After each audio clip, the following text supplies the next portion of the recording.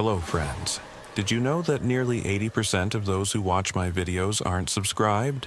If you enjoy the content, I'd truly appreciate it if you hit that subscribe button. It helps a lot. Also, don't forget to leave a like and share your thoughts in the comments.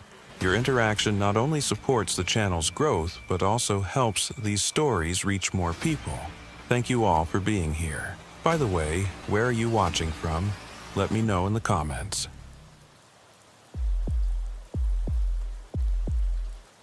The first call came in on a Tuesday night in early February, right around the time when the cold stops being something you complain about and starts being something you simply endure. I was running patrol along County Road 7, out past the Lindquist property and into that stretch of farmland that sits between the state forest and the old grain elevator. The heater in my cruiser had been acting up for a week, cycling between lukewarm and nothing at all, and I had my collar turned up and my coffee long since gone cold in the holder beside me. My name is Cal Reddick. I've been a deputy with the Candiotty County Sheriff's Department for 11 years now, working under Sheriff Harlan Crowley for the last 8 of those. In that time, I've responded to every kind of call you can imagine in rural Minnesota. Domestics that turn ugly, bar fights that spill into parking lots, snowmobile accidents, ice fishing mishaps, the occasional meth lab tucked into an abandoned barn. You see enough of that, you start to think you've seen it all. You start to think nothing can really surprise you anymore. I was wrong about that. The radio crackled just after 9:30. Dispatch coming through with that particular flatness that tells you somebody's trying very hard to sound professional about something that's got them unsettled. Domestic disturbance call, they said. Possible family violence. The address was 4412 County Road 7, which would have put it about 3 miles ahead of me, out where the farms get sparse and the tree lines crowd close to the road. I acknowledged the call and hit my lights, not the siren. Out here, sound carries in strange ways, especially in winter when the air is dense and still. I've learned that sometimes you want to announce yourself, and sometimes you want to arrive quiet. Give yourself a moment to assess before anyone knows you're there. The snow had been falling since noon, not heavy but steady, the kind that accumulates without you noticing until suddenly everything is buried. My headlights cut through the white curtain, and I watched the mailbox numbers climb as I drove. 4408, 4410, then nothing. Just empty fields stretching away on both sides, the fence posts barely visible beneath their caps of snow, and beyond them, the dark mass of the tree line like a wall at the edge of the world. I slowed, checked the address again. 4412 County Road 7. But there was no 4412. There was 4410, a small hobby farm with a light burning in the kitchen window, and then there was nothing until 4418, which was the Gunderson place, dark and shuttered for the winter, while they stayed with family down in the cities. I pulled onto the shoulder and radioed dispatch. Asked them to confirm the address. They came back after a minute, said the caller had definitely given 4412 County Road 7, said they'd heard a woman screaming in the background before the line went dead. Caller ID showed the number as blocked. I sat there for a moment, engine idling, watching the snow fall through my headlight beams. County Road 7 has been here since before my grandfather was born. I've driven it 1,000 times. There has never been a 44 or 12. But I got out anyway. That's the job. You don't ignore a domestic violence call just because the address doesn't make sense. You figure it out. The cold hit me like a physical thing when I stepped out of the cruiser. 20 below, maybe colder with the wind chill. The snow squeaked under my boots, that particular sound it makes when the temperature drops past a certain point. I walked along the road with my flashlight, checking for any sign of a driveway I might have missed, any structure set back from the road that wouldn't be visible from a passing car. That's when I found it. About 50 yards past the 4410 mailbox, Almost completely buried in snow and overgrown sumac, there was a driveway, or what had once been a driveway. The entrance was chained off with a rusted cable strung between two posts, and beyond it I could see the faint depression of a path winding back through the trees. No mailbox, no number, but the spacing was right. This would be where 4412 should have been. I called it in, told dispatch I was going to check it out on foot. They acknowledged, told me backup was 20 minutes away. In rural Minnesota, 20 minutes is close. I ducked under the chain and started up the driveway. My flashlight beam swept across undisturbed snow, and I mean undisturbed. No tire tracks, no footprints, nothing to suggest anyone had been down this path in weeks, maybe longer. The snow was smooth and perfect, like a fresh sheet pulled tight over a bed. The driveway curved through a stand of bare oaks, their branches black against the gray sky, creaking in the wind. I could feel the cold working into my fingers despite my gloves, into my face despite my collar, the kind of cold that finds every gap, every weakness in your defenses. Then I came around the curve and saw the house. It sat at the end of the driveway, a 2-story farmhouse that might have been white once but had gone gray with age and neglect. The windows were dark, some of them boarded over. The porch roof sagged in the middle, and one of the support posts had given way entirely, leaving that corner of the roof hanging at a broken angle. There was a barn behind the house, its doors hanging open, and what looked like a chicken coop that had collapsed in on itself. The place was abandoned. Had been abandoned for years, from the look of it. There was no way anyone had made a call from here. No way anyone was living here. But I saw the light. Just for a second, in one of the upper windows. A flicker of something, there and gone. Could have been a reflection from my flashlight, could have been nothing at all. But it made me pause. Made me stand there in the snow, staring up at that dark window, waiting to see if it would come again. It didn't. I keyed my radio, reported what I'd found. Dispatch acknowledged, told me backup was still 15 out. I could wait. That would be the smart thing. The by-the-book thing. Wait for backup, approach the structure together, clear it room by room. But the call had reported a woman screaming. If someone was in there, if someone was hurt, 15 minutes could be the difference between life and death. In this cold, it could be the difference even if they weren't hurt. I approached the house. The porch steps groaned under my weight. The wood soft with rot. I tested each one before committing my full weight, my breath pluming white in the beam of my flashlight. The front door was closed but not locked. When I pushed it open, it swung inward with a sound like a sigh. Inside, the darkness was total. My flashlight cut through it, revealing a hallway with peeling wallpaper and a staircase leading up. The floor was covered with debris. Fallen plaster, old newspapers, what looked like animal droppings. There was a smell too, faint but unmistakable. The sweet, rotten smell of something dead. I announced myself. "Sheriff's Department," I said. I called out, asked if anyone was there, if anyone needed help.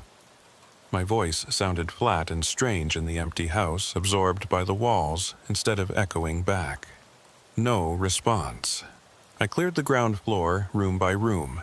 Kitchen with a rusted stove and cabinets hanging open. Living room with a collapsed couch and a fireplace full of old ash. Back bedroom with a mattress on the floor stained with something dark. Every room was empty, every room was cold, and in every room that smell was a little stronger. I found the source in the back hallway. A raccoon, dead for weeks, curled up against the baseboard. Big one.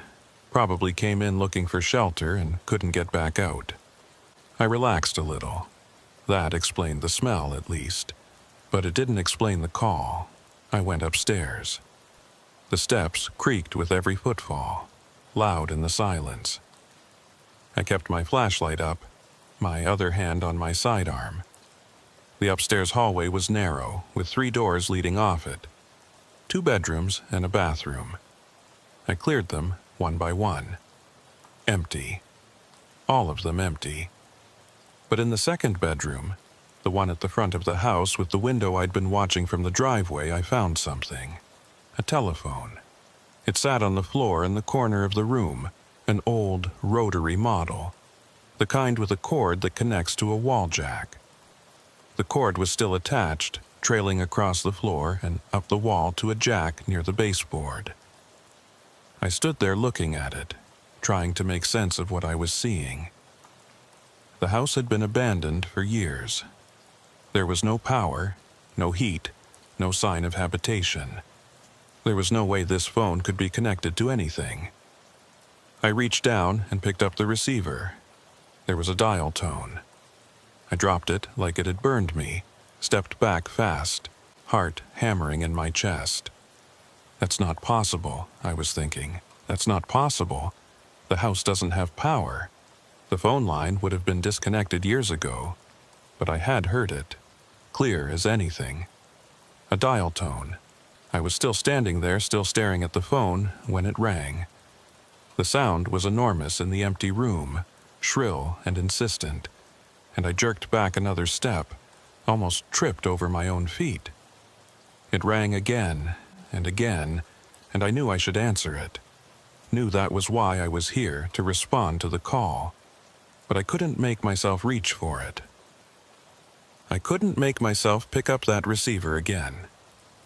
It stopped after the 5th ring. The silence that followed was somehow worse. I left the house. I'm not ashamed to admit that. I walked back down those stairs and out through that front door, and I didn't stop until I was back at my cruiser, back in the warmth and the light with the radio chatter and the familiar smell of old coffee. I sat there breathing hard, watching the snow fall, waiting for backup to arrive. When Deputy Laurel Vexler got there 12 minutes later, I told her what I'd found. She's a good cop, Laurel. 5 years with the department, steady and smart, not prone to flights of imagination. She listened to my report without interrupting, then asked if I wanted to go back in with her as backup. I said yes. What else was I going to say?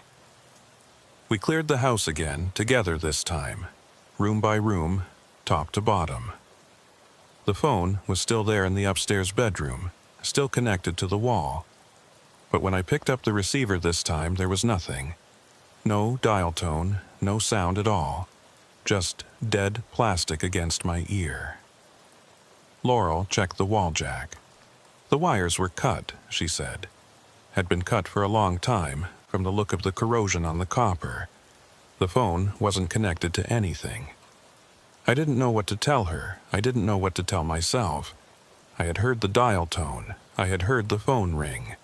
But the evidence in front of me said that was impossible. We filed our reports and went back on patrol. The call was logged as unfounded. Address non-existent. Probably a prank. That happens sometimes.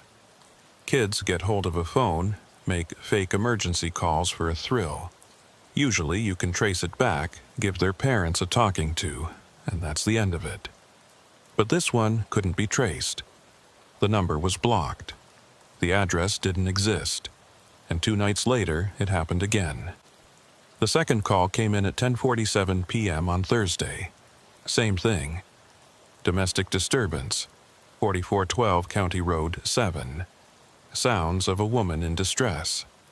This time, the dispatcher noted that she could hear something in the background before the line went dead. She described it as a woman crying or maybe trying to speak, but unable to form words. Choking, maybe, she said, like someone was choking. I took the call again. I was in the area again, running the same patrol route I always ran on Thursday nights. Looking back, I wonder if that was coincidence. I wonder if whoever or whatever was making these calls knew my schedule, knew where I would be and when. I didn't go to the house alone this time. I waited for Laurel, and we went in together, cleared it room by room again. Found nothing. The phone was still there, still disconnected. No dial tone, no ring. Just an old piece of equipment in an empty house. But when we came back outside, something was different. There were footprints in the snow. They came from the direction of the barn, crossed the open ground between the outbuildings and the house, climbed the porch steps, and stopped at the front door. Just stopped, like whoever made them had walked right through the wall. And here's the thing that still bothers me, months later. The footprints weren't there when we went in. We had approached from the driveway, come up the porch steps. The snow on those steps had been undisturbed. I remember because I noticed it, remembered how it had been the same way the first night. No prints, no tracks, nothing. But now there were prints on the steps, leading up to the door, from inside, somehow. But we had just cleared the house. There was no one in there. Laurel and I stood on the porch, staring at those prints, neither of us saying anything. The snow was still falling, already starting to fill them in, erasing the evidence of whatever had made them. They were boot prints, it looked like. Work boots, maybe. Big, like a man's. But there were no prints leading away from the house, only toward it, only up to that door, and then nothing. I followed the trail back toward the barn. Laurel stayed on the porch, watching the house, her hand on her weapon. The prints led through the open barn doors into the darkness inside. I swept my flashlight across the interior. Old hay bales, rusted equipment, a tractor that looked like it hadn't run since the 70s. And in the back corner, half hidden behind a collapsed stall, I found where the prints began. They came out of the wall. That's the only way I can describe it. The barn had a concrete foundation, and there in the corner was a section of wall that was just concrete block, solid and unbroken. But the footprints started right at the base of that wall, like someone had walked through it, or out of it. I put my hand on the concrete. It was cold, solid, exactly what it appeared to be. A wall, an impassable barrier, but something had come through it. We called it in, requested a detective. Sheriff Crowley himself came out, which tells you how seriously he was taking this. Harlan is old school, 30 years in law enforcement, not given to fanciful explanations for anything. He looked at the footprints, looked at the wall, looked at me with those hard gray eyes of his. "What am I supposed to make of this, Cal?" he asked. I told him I didn't know. I told him about the phone call, about the dial tone I'd heard on my first visit, about the phone that couldn't possibly work but had rung anyway. He listened without interrupting, the way he always does. And when I was finished, he stood there for a long moment, looking at the farmhouse, at the barn, at the snow still falling through the darkness. "I know this property," he said finally. "The Erickson place. Family lived here for 3 generations. Then the last of them died off about 15 years ago. Son and his wife, car accident on the interstate. No children, no heirs. County took the land for back taxes, but nobody wanted to buy it. It's just been sitting here ever since." He paused, still looking at the house. "There were stories about this place," he said, "back when I was first starting out. Domestic calls, people reporting screams from the property. But the family always denied it. Said everything was fine. Said we must have been hearing things." He turned to face me, and there was something in his expression I'd never seen before. Something that might have been unease. "Let's keep this quiet for now," he said. "No need to start rumors. I'll pull the old case files, see what we've got on record. You keep running your patrol, but stay away from this property unless you get another call. And if you do get another call, you wait for backup. You don't go in alone." I said, "Yes, sir." What else was I going to say? 3 nights passed. No calls. I drove past the property on my regular patrol, slowing down each time, looking up that overgrown driveway for any sign of light, any sign of movement. There was nothing, just the snow and the darkness and the skeletal trees. On the 4th night, I was in the office doing paperwork when Harlan called me in. He had the old case files spread out on his desk, manila folders gone yellow with age, papers covered in typewritten text and faded handwriting. He didn't say anything, just gestured for me to sit down and read. The Erickson family had lived on that property since 1934. The original homesteaders were Scandinavian immigrants, a husband and wife who built the farmhouse and worked the land for 30 years before passing it on to their son. That son raised his own family there, and his son after him, 4 generations in the same house before the line ended in 1987 with the car accident that killed the last 2. But the family had a history. The files documented call after call over the decades, going all the way back to 1952. Domestic disturbances, reports of screaming, welfare checks requested by concerned neighbors, and every time the deputies who responded found nothing. The family always said everything was fine. No evidence of violence, no one willing to press charges, no grounds for further investigation. Except that the calls kept coming, year after year, decade after decade. Always the same. A woman screaming, sounds of distress, and then nothing. There was one name that appeared over and over in the files: Ingrid Erickson, wife of the 2nd generation, mother of the 3rd. She had married into the family in 1949, and the first domestic call was logged in 1952. After that, her name appeared in report after report, always as the assumed victim, never as a complainant. She never called the police herself. It was always neighbors, always someone else who heard the screaming and decided to report it. Ingrid Erickson died in 1971. The death certificate said heart failure. She was 43 years old. But here's the thing. The calls didn't stop when she died. They kept coming, all through the 70s and into the 80s. Different voices, same reports. Woman screaming, sounds of violence. And always from the property at 4412 County Road 7, the address that didn't exist anymore because the county had removed the mailbox when they took the land. How is that possible? I asked Harlan. If she died in 71, who was calling after that? He shook his head. I don't know. But there's something else. He pushed one of the folders toward me. It was newer than the others, the paper still white, the type crisp and clear. A report from 2003, 12 years after the property had been abandoned. A deputy responding to yet another domestic disturbance call at 4412 County Road 7. He had found the house empty, just like I had. But he had noted something in his report, something that made my blood go cold. Observed female figure in upstairs window upon arrival. Figure appeared to be watching approaching vehicle. Upon entering structure, found no occupants. Searched entire premises, found no evidence of recent habitation. I looked up at Harlan. He saw her, I said. Harlan nodded slowly. He saw something. But when he went inside, there was nobody there.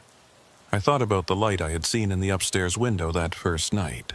The flicker that had been there and gone so fast I couldn't be sure I had really seen it. I thought about the phone that had been disconnected for years, but still somehow rang. I thought about the footprints that came out of a solid concrete wall and led to a door, but not away from it. "What's happening out there?" I asked. Harlan was quiet for a long moment. Then he said, "I don't know, but I think we need to find out." We started with the county records, birth certificates, death certificates, property transfers, anything that might tell us more about the Erickson family and what had happened on that farm. What we found was both more and less than I expected. The family had been unremarkable for most of their history. Farmers, like everyone else out here. They kept to themselves, attended church on Sundays, contributed to community events when asked. No criminal records, no civil disputes, no red flags of any kind. Just a normal family living a normal life on a normal piece of land. Until Ingrid. She came from a family in Sweden, immigrated to Minnesota in 1947 at the age of 19. 2 years later, she married Eric Erickson, the son of the farm's second owners. It should have been a typical immigrant success story. New country, new husband, new life. But something had gone wrong.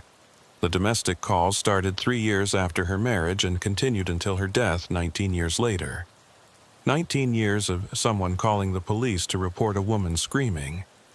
19 years of deputies finding nothing, noting nothing, doing nothing. And then she was dead at 43, and whatever had happened to her was buried along with her in the Lutheran cemetery at the edge of town. I pulled her death certificate. Heart failure, like I said. But the coroner's notes told a different story. They described old fractures that had healed improperly, scarring on her lungs consistent with repeated respiratory trauma, signs of long-term malnutrition. The coroner had written a single sentence at the bottom of his report, separate from the official findings. This woman suffered greatly in her life, but he hadn't reported it, hadn't opened an investigation, hadn't notified authorities. 1971 was a different time.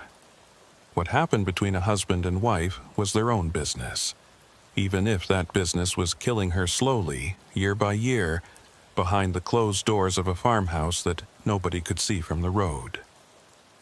I drove out to the cemetery on a Sunday afternoon. I'm not sure what I was hoping to find. Answers, maybe. Closure. Some kind of explanation for what was happening at that house. Instead, I found her grave. Ingrid Erickson, 1928 to 1971. Beloved wife and mother. There were flowers on the stone. Fresh ones. Bright red carnations that stood out against the snow like drops of blood. I looked around the cemetery, but there was no one else there. No cars in the small lot, no footprints in the snow except my own. Just the graves and the bare trees and the wind cutting across the open ground. Someone had been there. Someone was still remembering her, still bringing flowers to her grave more than 50 years after her death. But who? The family line had ended. There was no one left. I took a photo of the flowers and went back to the station. That night, the call came again. Same address, same report. Woman screaming, sounds of violence, then the line going dead. I was off duty, home in my apartment. 2 beers into a quiet evening when my phone rang and Harlan's voice told me to get to the property as fast as I could. "Something's different this time," he said. "Dispatch is still on the line with the caller. They haven't hung up." I made it to County Road 7 in 12 minutes, breaking every speed limit between my apartment and the edge of town. Harlan was already there, and Laurel and 2 other deputies I didn't recognize in the dark. We gathered at the end of the driveway, engines running, lights flashing, and dispatch patched us into the call. At first there was nothing, just dead air, the faint hiss of an open line. Then, underneath it, so quiet I almost thought I was imagining it, a sound. Breathing. Ragged, hitching breathing, like someone trying not to cry. "Hello," I said into my radio, knowing the dispatcher would relay it through the line. "This is the Candiothe County Sheriff's Department. Can you tell us your name? Can you tell us where you are?" The breathing continued. In and out, in and out. And then, so faint I had to strain to hear it, a voice. "Help me," a woman's voice. Thin, exhausted, barely above a whisper. "We're here," I said. "We're right outside. Can you come to the door? Can you tell us where you are in the house? He won't let me." The words came through clearly, each one distinct despite the whisper. "He won't let me." And then, after a pause, "He never lets me." The line went dead. We went in. All 5 of us, weapons drawn, flashlights cutting through the darkness. We cleared the ground floor in under a minute, moving fast and tight, calling out as we went. "Sheriff's Department," we kept saying. "We're here to help." But the house was empty, room after room after room. No one hiding in the closets, no one crouched behind the furniture, no one at all. Upstairs, Harlan took point, the rest of us falling in behind him. The stairs creaked under our weight, the sound enormous in the silence. The hallway at the top was dark, the doors to the bedrooms all closed. I could hear my own heartbeat, feel it in my throat. The first bedroom was empty. The second bedroom was empty. The bathroom was empty. The third bedroom, the one at the front of the house, the one with the window I kept watching, had its door closed. But there was light coming from underneath it, a flickering yellow light like a candle burning. Harlan looked at me. I nodded. He tried the handle. Locked, he stepped back and kicked it in. The door flew open and we went through fast, sweeping the room with our flashlights and our weapons. It was empty. Like every other room in the house, it was empty. But there were candles burning, half a dozen of them arranged in a circle on the floor. And in the center of the circle was the telephone, receiver off the hook, lying on its side. And on the wall above it, written in something dark and reddish-brown that I really hoped wasn't what it looked like, a single word. Ingrid. We stood there, the five of us staring at that word on the wall. The candles flickered in some draft I couldn't feel, throwing shadows across the peeling wallpaper. The telephone receiver lay silent in the middle of its circle, the cord trailing away to the wall jack. "Who lit these candles?" Laurel asked. Her voice was very quiet. No one answered. There was no answer to give. We had cleared the house in under 3 minutes. There was no way anyone had been up here ahead of us. No way anyone could have gotten out without us seeing them. But someone had lit those candles. Someone had written that name on the wall. Someone had been on the phone with the dispatch for nearly 10 minutes, whispering, breathing, begging for help. I walked over to the telephone, knelt down beside it. I could see now that the cord was still cut, the ends still corroded, just like it had been every other time I'd been in this house. The phone was still disconnected. It couldn't make calls, it couldn't receive them. But someone had been talking through it anyway. I reached out and picked up the receiver. I don't know what I expected. A dial tone, a voice, some kind of answer. What I got was silence, just dead plastic and the smell of old dust. "Cal." Harlan's voice sharp and urgent. I looked up. He was standing at the window, the one that faced the driveway, the one I'd seen the light in that first night. He was looking down at something outside. I crossed to stand beside him. There was a woman in the yard. She was standing in the snow between the house and the barn, perfectly still, looking up at us. She wore a light dress, nothing that could have kept her warm in this cold, and her feet were bare. Her hair was long and dark and hung loose around her shoulders. I couldn't make out her features from this distance, but I could see that she was looking at us, looking right at us, at the window where we stood. "Hey!" I shouted. I don't know why I shouted. She couldn't hear me through the glass. But I shouted anyway, and then I was moving, running for the door, taking the stairs 2 at a time, bursting out through the front door into the frozen night. The yard was empty. I stood on the porch, breath pluming white, scanning the snow for any sign of her. Footprints, tracks, anything. But there was nothing. The snow was smooth and unbroken, just like it had been every other time, just like it always was. She was there, I said. Harlan had followed me out, and the others behind him. I saw her. She was standing right there. We all saw her, Harlan said. Then where is she? Where are her footprints? He didn't answer. None of us did. We stood there on that rotten porch in that bitter cold, and we looked at the empty yard where a woman had been standing, looking up at us with eyes I couldn't see from a distance but somehow still felt. And I knew in that moment that we were looking for someone who wasn't there anymore. Someone who had stopped being there a long time ago. Someone who had screamed for help for 19 years while nobody listened, and then had died in this house of heart failure at 43 years old. Someone who was still screaming. We pulled the records on Ingrid Eriksson's death. The original ones, the full file from 1971, not just the death certificate summary. It took some digging. Files that old aren't always where they're supposed to be, and some of them have gone missing entirely over the years. But Harlan has contacts at the state level, people who owe him favors, and after a few days he came up with what we were looking for. Ingrid had died on February 7th, 1971, a Tuesday night.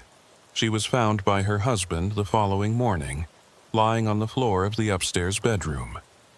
The bedroom at the front of the house, the one with the window. The coroner ruled it heart failure based on a brief examination at the scene. There was no autopsy. The family didn't want one, and in 1971, in a rural county, that was enough. The body was buried 3 days later, and that was the end of it. Except it wasn't. Because, buried in the file, in the notes from the deputy who had responded to the husband's call that morning, was a detail that no one had followed up on at the time. A detail that made everything else fall into place. There had been a phone call that night.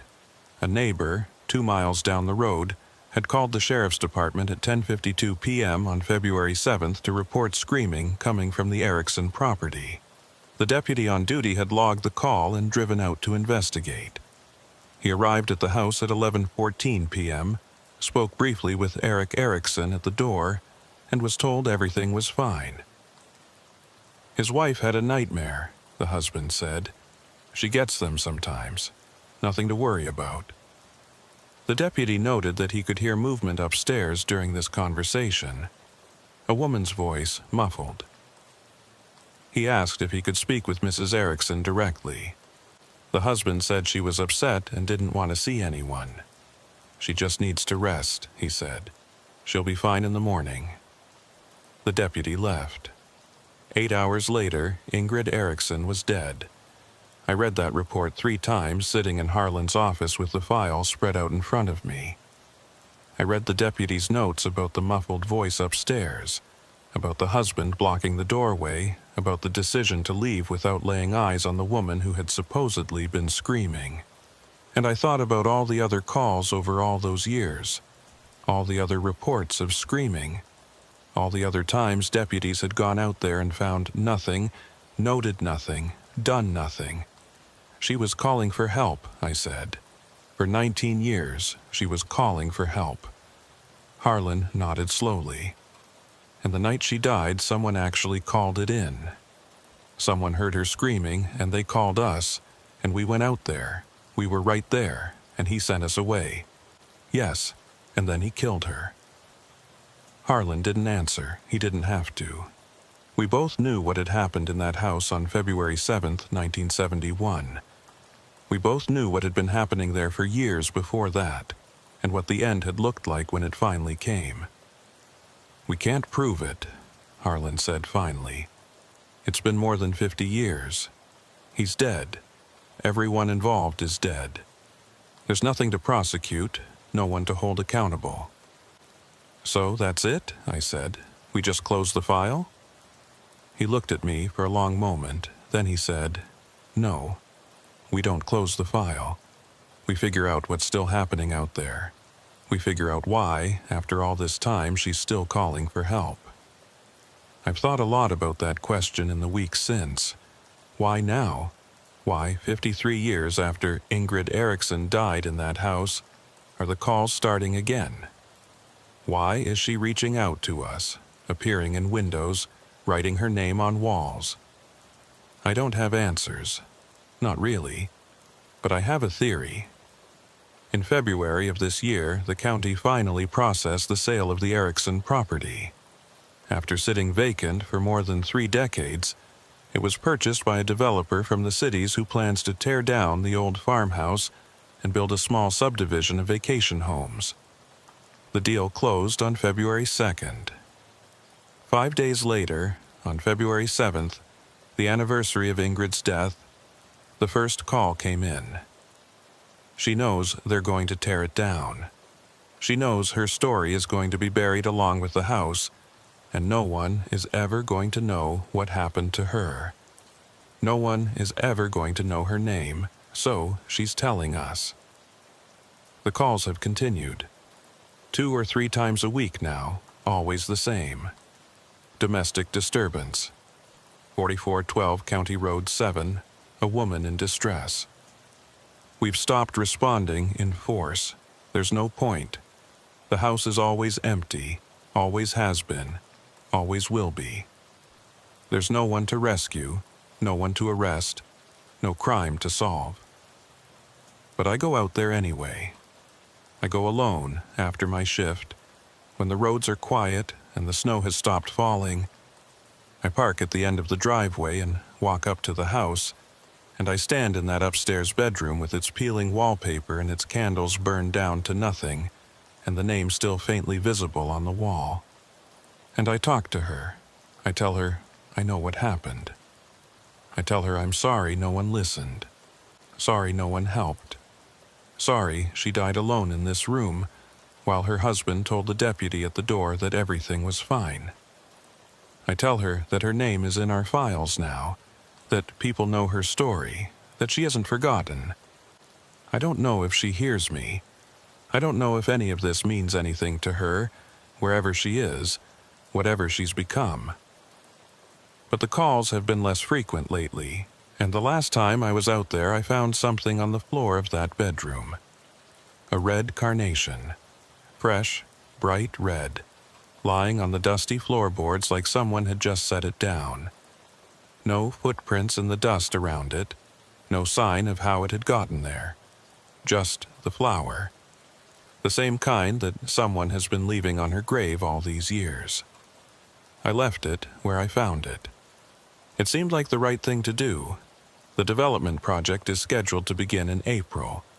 The farmhouse will come down, and the barn, and whatever is left of the outbuildings.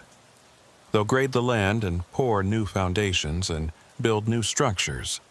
And in a year or 2, there will be families living there, children playing in yards where the house used to stand. None of them will know the history. None of them will know her name. But I'll know. And Harlan will know, and Laurel, and the others who responded to those calls and saw what we saw. We'll know that Ingrid Erickson lived and suffered and died on that land, and that for 53 years after her death she kept calling for help, kept trying to tell someone what had happened to her. And finally, someone listened. I was on patrol last Tuesday night, running my usual route along County Road 7, when the radio crackled with a call. Domestic disturbance, the dispatcher said. 4412 County Road 7.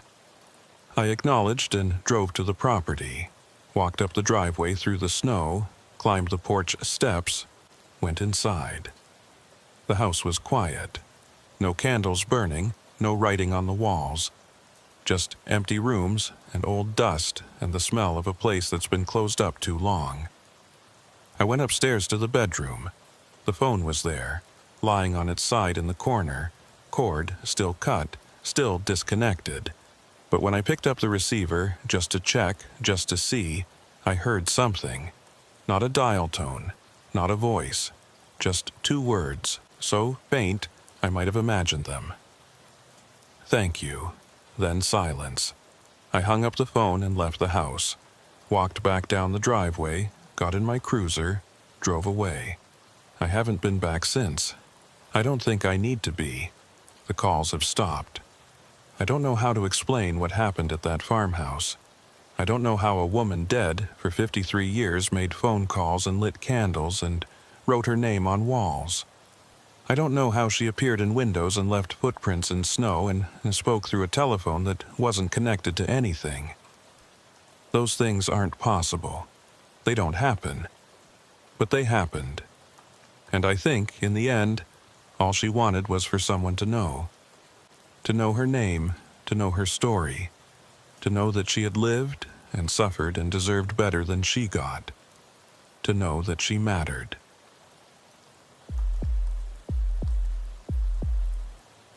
They say Lake Superior never gives up her dead. The old-timers around here will tell you stories about ships that went down 100 years ago and were never found, about bodies that sank into that black water and stayed there forever, preserved by the cold like specimens in a jar. But Canoe Birch Lake isn't Lake Superior. Canoe Birch is just a small glacial lake up in the boundary waters, maybe 3 miles long and a mile across at its widest point, fed by snowmelt and ringed by tamarack and black spruce. There's no reason the lake shouldn't give up what goes into it. But it doesn't. My name is Mason Kettering. I've been a deputy with the Cook County Sheriff's Department for 9 years, working out of Grand Marais on the North Shore. It's beautiful country up here, the kind of place people drive hundreds of miles to see. The forests and the lakes, the rocky coastline, the northern lights in winter. But it's harsh country too. The winters are brutal, the wilderness is unforgiving, and the lakes can kill you in minutes if you don't respect them. The call came in on a Thursday afternoon in late January, right in the teeth of the worst cold snap we'd had in years. 40 below with the wind chill, the kind of cold where your eyelashes freeze together and your breath turns to ice crystals before it leaves your mouth. A woman in Grand Marais reported her husband missing. He had gone ice fishing on Canoe Birch Lake 2 days earlier and hadn't come home. His name was Dennis Varga, 53 years old, a machinist at the paper mill in Duluth. He'd been coming up to fish Canoe Birch for 20 years, knew the lake as well as anyone, had a permanent ice house out there that he'd built himself. He was an experienced outdoorsman, careful and methodical. Not the type to take stupid risks, but the lake was dangerous that week. We'd had a warm spell in early January followed by a hard freeze, and the ice was unpredictable. Thick in some places, thin in others, with pressure ridges and open leads that could swallow a snowmobile whole. The DNR had put out advisories warning people to stay off the lakes. Dennis Varga had gone anyway. I drove up to Canoe Birch with Deputy Sanderson to do an initial assessment. The access road was barely passable, drifted over with snow, and it took us nearly an hour to cover the 8 miles from the highway. When we finally reached the landing, we found Varga's truck parked at the edge of the ice, cold and silent, with 2 inches of snow on the windshield. The ice house was about half a mile out, a dark shape against the white expanse of the frozen lake. We geared up and started walking, testing the ice ahead of us with spud bars, watching for any sign of weakness or open water. The wind was savage, cutting through our gear like it wasn't there, driving needles of ice into any exposed skin. By the time we reached the ice house, I couldn't feel my face. The door was unlocked. Inside, we found all the signs of recent occupation. A propane heater, still with fuel. A cooler with food and beer. Fishing equipment laid out neat and ready. But no Dennis Varga. His holes were still open, the water in them frozen over but not as thick as the surrounding ice. His auger was leaning against the wall. His tip-ups were set and baited, the flags down. Everything suggested he had been here, had been fishing, had set up for a day on the ice. And then what? We searched the immediate area around the ice house, looking for any sign of where he might have gone. That's when we found the footprints. They led away from the ice house toward the center of the lake. A single set of boot prints in the crusty snow. I followed them with my eyes as far as I could, watching the trail extend across that white emptiness until it disappeared into the blowing snow. There was no sign of a return trail. He had walked out there and not walked back. We followed the prints. It was slow going, testing the ice every few steps, watching for any sign of discoloration or cracking that might indicate weak spots. The wind erased everything in front of us almost as fast as we could follow, filling in the prints, smoothing out the snow. But we kept on, following that single trail toward the center of the lake. After about a quarter mile, the prints stopped. Not gradually, not like he had turned around or veered off in another direction. They just stopped.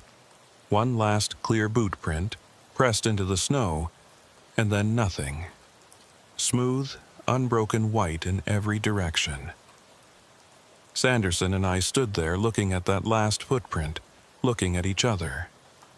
The wind howled around us, driving snow into our faces, making it hard to see, hard to think. I knelt down and examined the ice. It was solid, 18 inches thick at least, no sign of cracking, no indication that it had broken and refrozen. This wasn't where someone had fallen through. So where was he? I looked around. The lake stretched out around us, featureless and white, the shoreline just a dark smudge in the distance. The sky was gray and low, full of snow. The wind never stopped. And then I heard it. The radio. It crackled to life in my coat pocket, a burst of static that made me jump.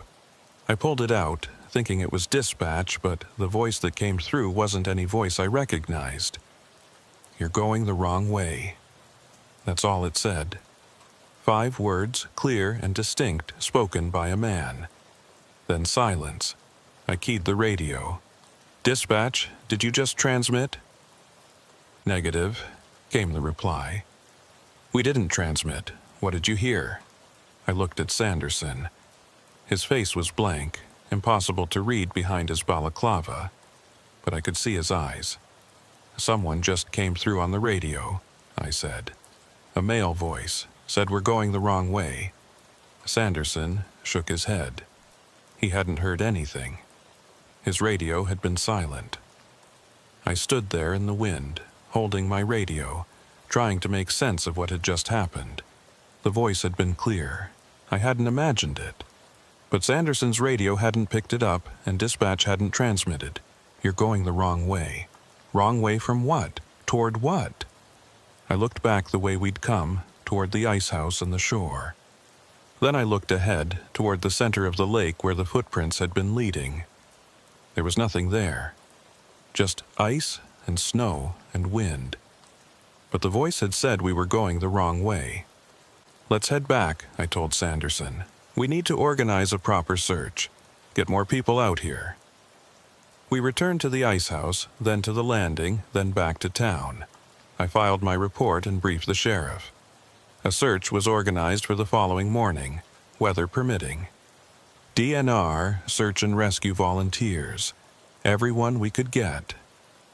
Dennis Varga had been missing for 3 days now. If he was out there somewhere, injured, exposed to these temperatures, he didn't have much time left. That night, I couldn't sleep. I lay in bed, staring at the ceiling, thinking about those footprints. Thinking about how they had just stopped, out there in the middle of the lake, with no sign of where he had gone. Thinking about the voice on the radio. "You're going the wrong way." I got up around midnight and sat at my kitchen table with a map of Canoe Birch Lake. Traced the route from the landing to the ice house to the place where the footprints had ended. It was almost exactly the geographic center of the lake. I thought about that for a while. Then I pulled out my laptop and started searching. Canoe Birch Lake. Missing persons. Disappearances. Drownings. I found more than I expected. Over the past 40 years, 7 people had gone missing on Canoe Birch Lake. Not all at once. Not even close together. Spread out over 4 decades, different seasons, different circumstances. But all of them had vanished on the lake, and none of them had ever been found. No bodies, no equipment, no sign of what had happened to them. Just gone. 7 people. Small numbers for a lake that saw hundreds of visitors every year. Easy to dismiss as accidents, bad luck, the inevitable toll of wilderness recreation. But 7 people with one thing in common. They had all disappeared in the same part of the lake. The center. The same area where Dennis Varga's footprints had led and then stopped. I sat back in my chair, looking at the map, at the cluster of X's I had marked. 7 disappearances over 40 years, all in the same spot. That wasn't coincidence. That was a pattern. And we were going back out there in the morning. The search team assembled at the Canoe Birch Landing at first light. 23 people in all. Sheriff's deputies, DNR conservation officers, search and rescue volunteers from 3 different organizations. We had snowmobiles, ice augers, sonar equipment, even a drone. Everything we needed to search the lake systematically and thoroughly. The weather had improved overnight. Still cold, still below zero, but the wind had died down and the sky was clear for the first time in a week. Good conditions for a search. We might actually be able to see what we were looking for. I briefed the team on what we'd found the day before. The ice house with its signs of recent occupation. The footprints leading toward the center of the lake, the place where they stopped for no apparent reason. I didn't mention the voice on the radio. I didn't know how to explain that, and I wasn't sure it would help anyone find Dennis Varga. But I did mention the historical disappearances. The 7 people who had vanished in the same general area over the past 4 decades. That got people's attention. A few of the older volunteers nodded, like they knew what I was talking about. Like they'd heard the stories even if they hadn't known the specifics. One of them was Jonah Waymeyer, 63 years old, retired Forest Service, been volunteering with search and rescue for longer than I'd been alive. He found me after the briefing, pulled me aside. "You know about the lake," he said. It wasn't a question. I know people have disappeared out there. I know they've never been found. He nodded slowly. My father used to tell me about it when I was young.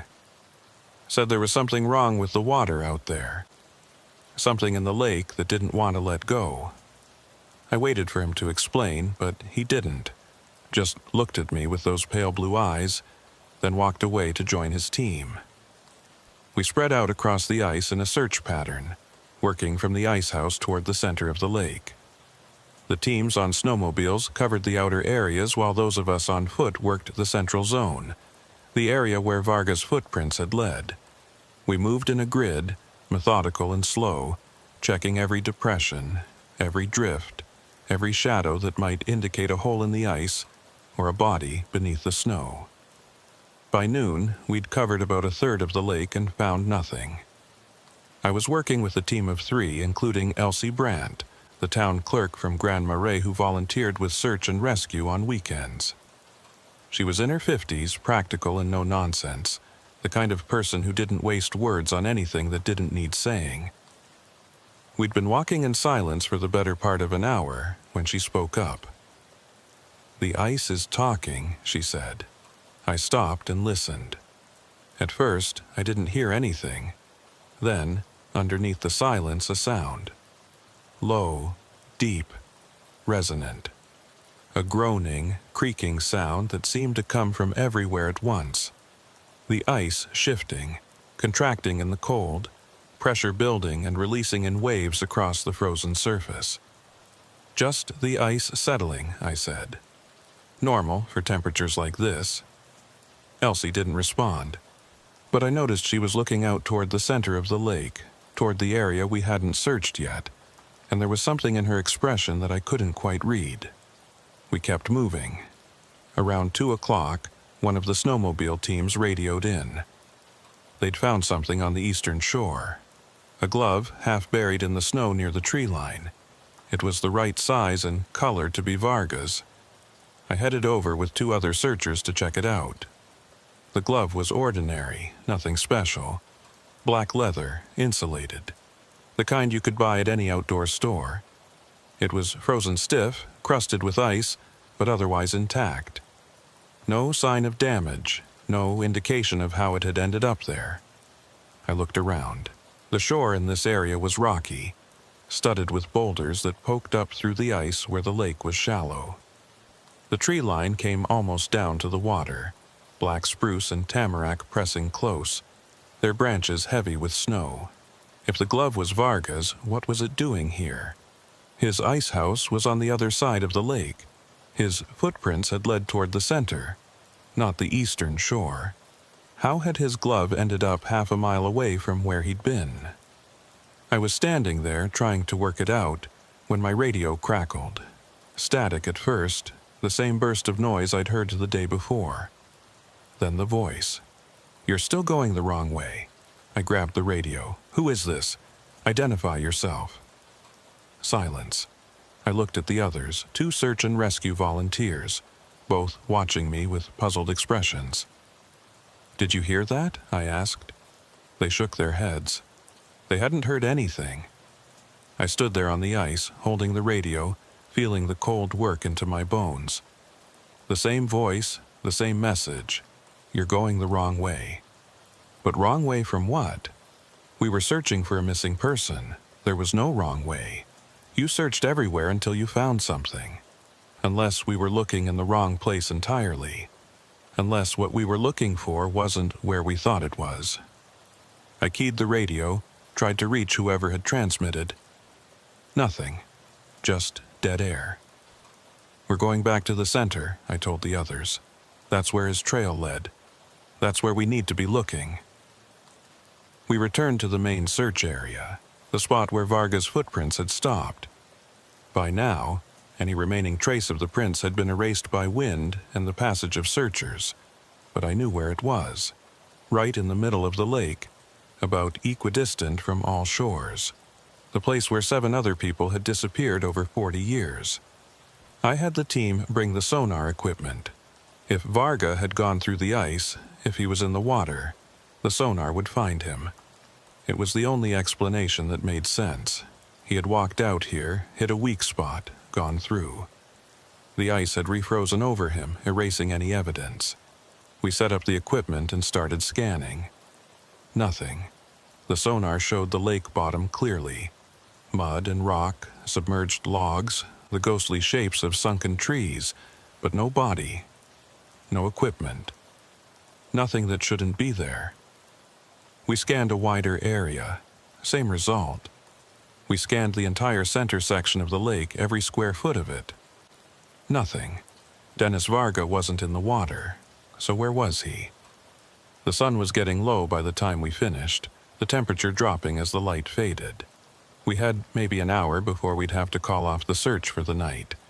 Retreat to town, come back in the morning to do it all over again. I was standing there staring at the ice, trying to think of something we'd missed, when Jonah Waymeyer came up beside me. "You won't find him," he said. His voice was quiet, matter of fact. "They never find anyone out here." I looked at him.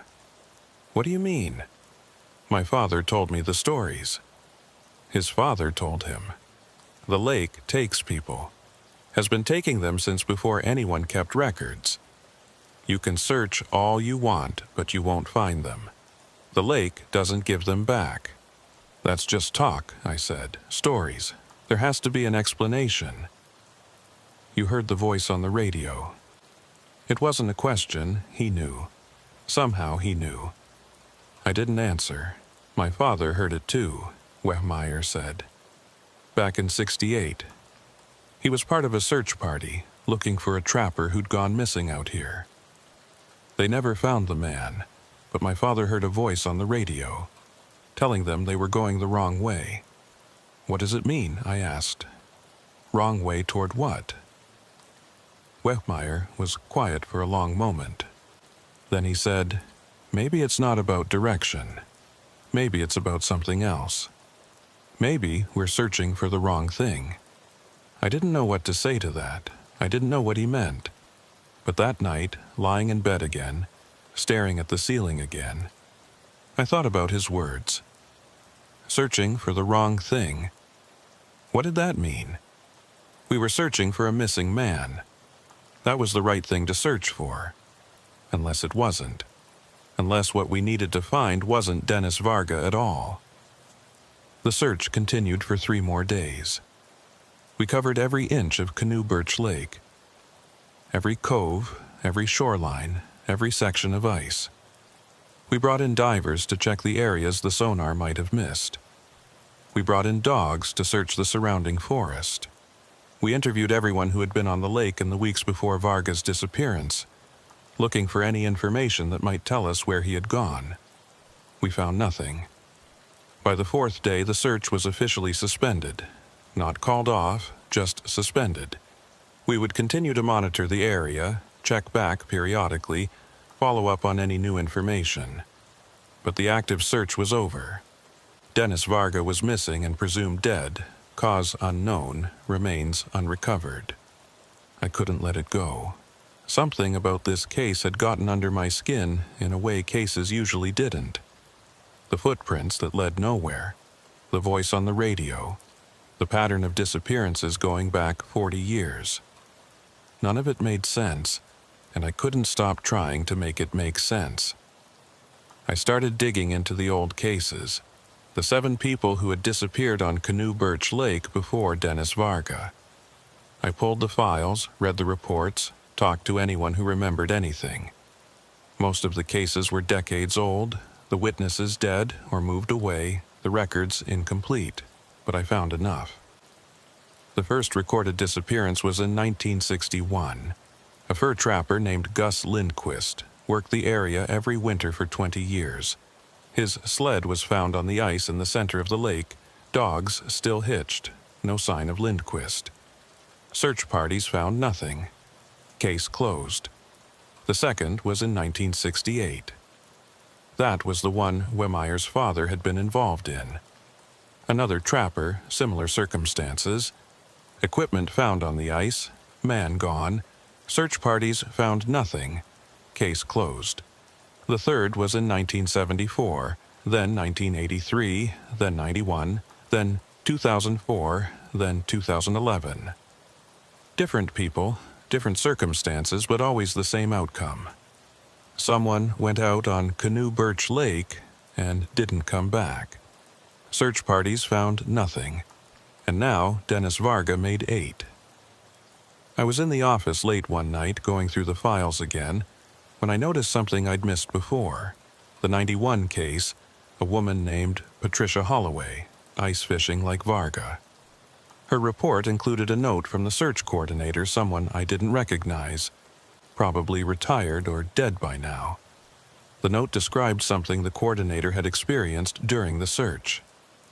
Radio transmission received at 14:32 hours, the note read. Male voice stating search team was going the wrong way. Transmission could not be traced or identified. Other team members did not report hearing the transmission. The same thing that had happened to me. I kept reading. Recommend investigation into historical reports of similar phenomena on Canoe Birch Lake, the note continued. Possible pattern of anomalous radio transmissions connected to disappearances. But there was no follow-up, no investigation. The note was just there in the file, ignored, forgotten, just like the voice had told us, going the wrong way. I drove out to the lake the next day. I don't know what I was looking for. Answers, maybe. Closure. Something to explain what was happening out there and why it kept happening. The lake was quiet. The search teams were gone. The snowmobiles and the equipment packed up and taken away. Just the ice and the snow and the trees. The same way it had been for thousands of years before any of us were here. I walked out to the center of the lake, alone. I knew I shouldn't.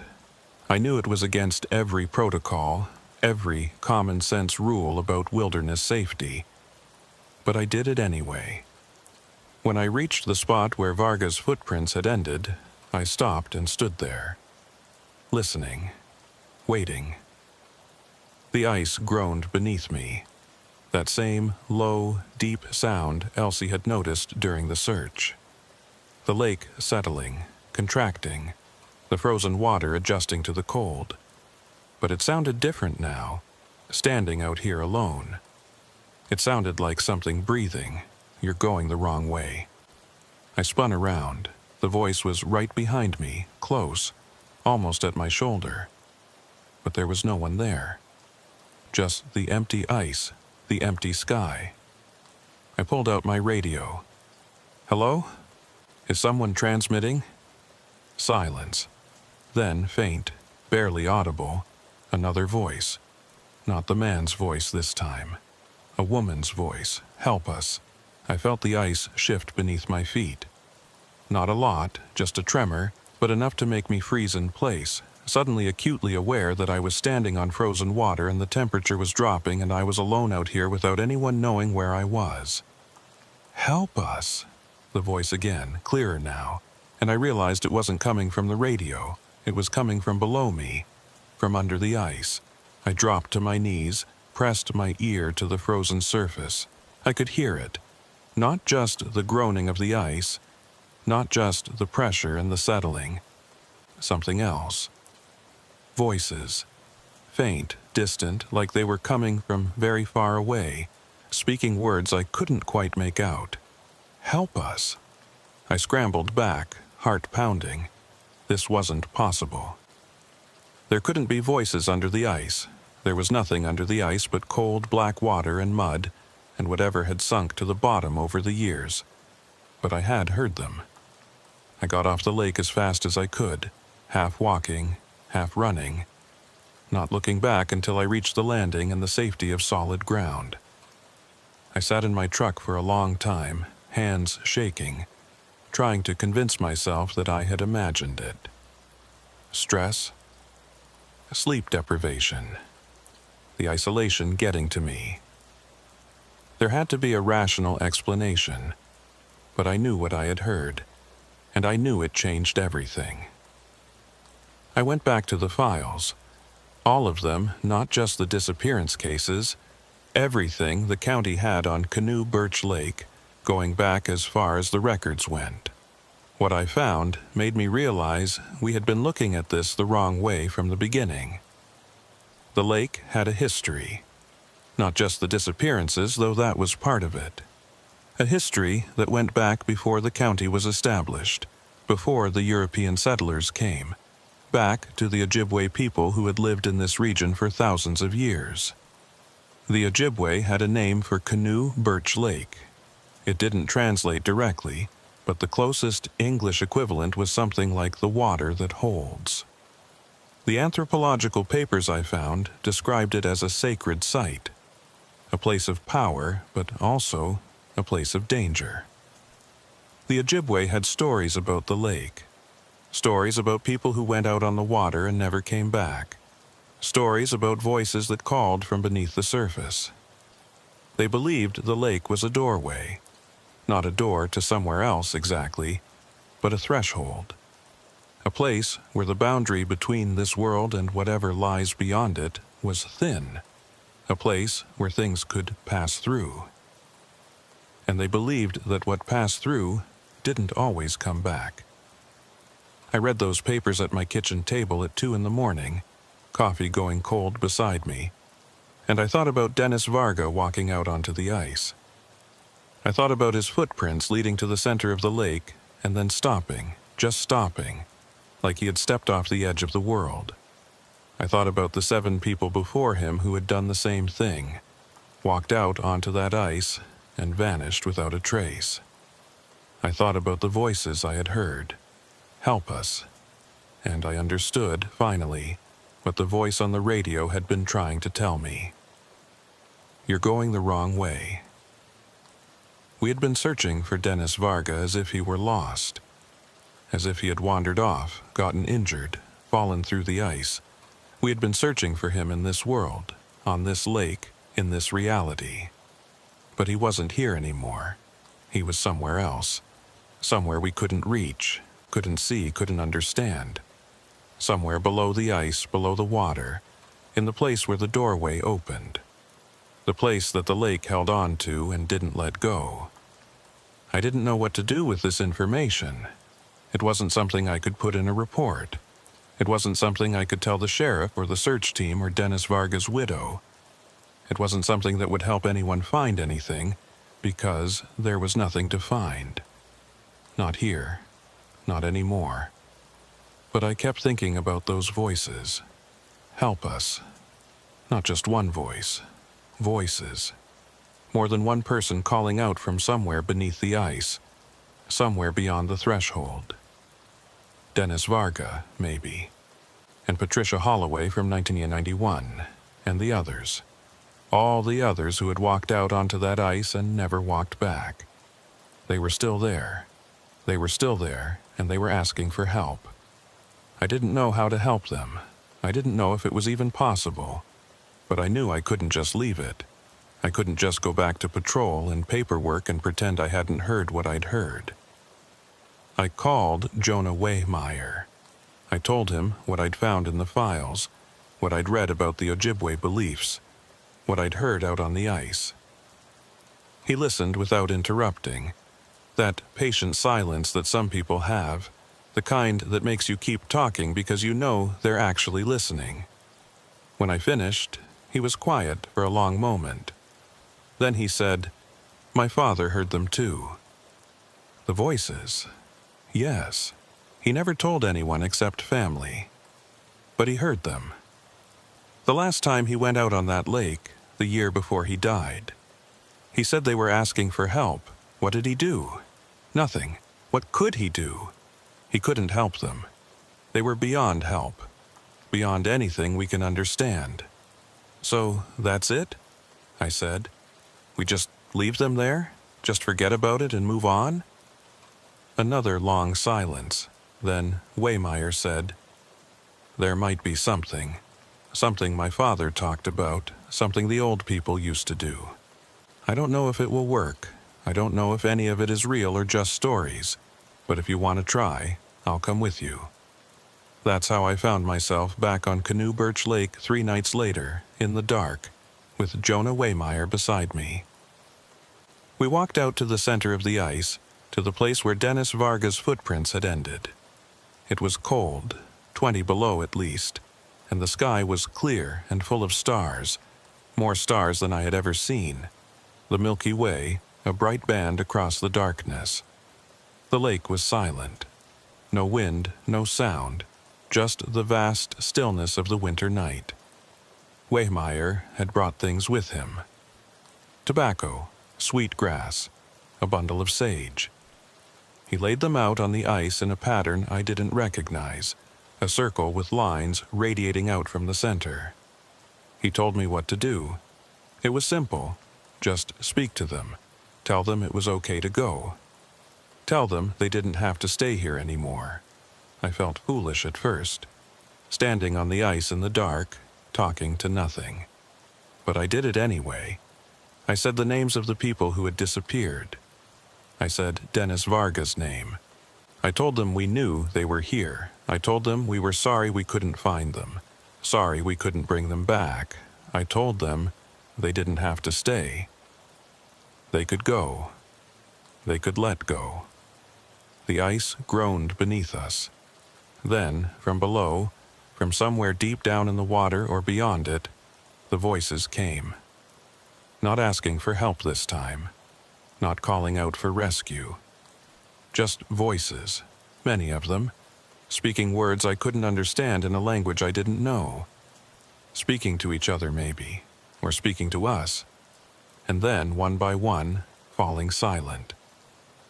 We stood there until the last voice faded, until the lake was quiet, until there was nothing left but the ice and the stars and the cold. I don't know what happened that night. I don't know if we actually did anything, if we actually helped anyone. I don't know if the people who disappeared on Canoe Birch Lake went somewhere else, or just stopped existing or something beyond anything I can comprehend.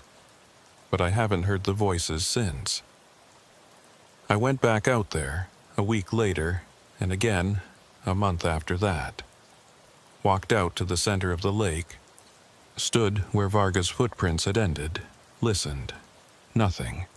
The ice was just ice. The water was just water. The lake was just a lake. I filed a supplemental report on the Varga case.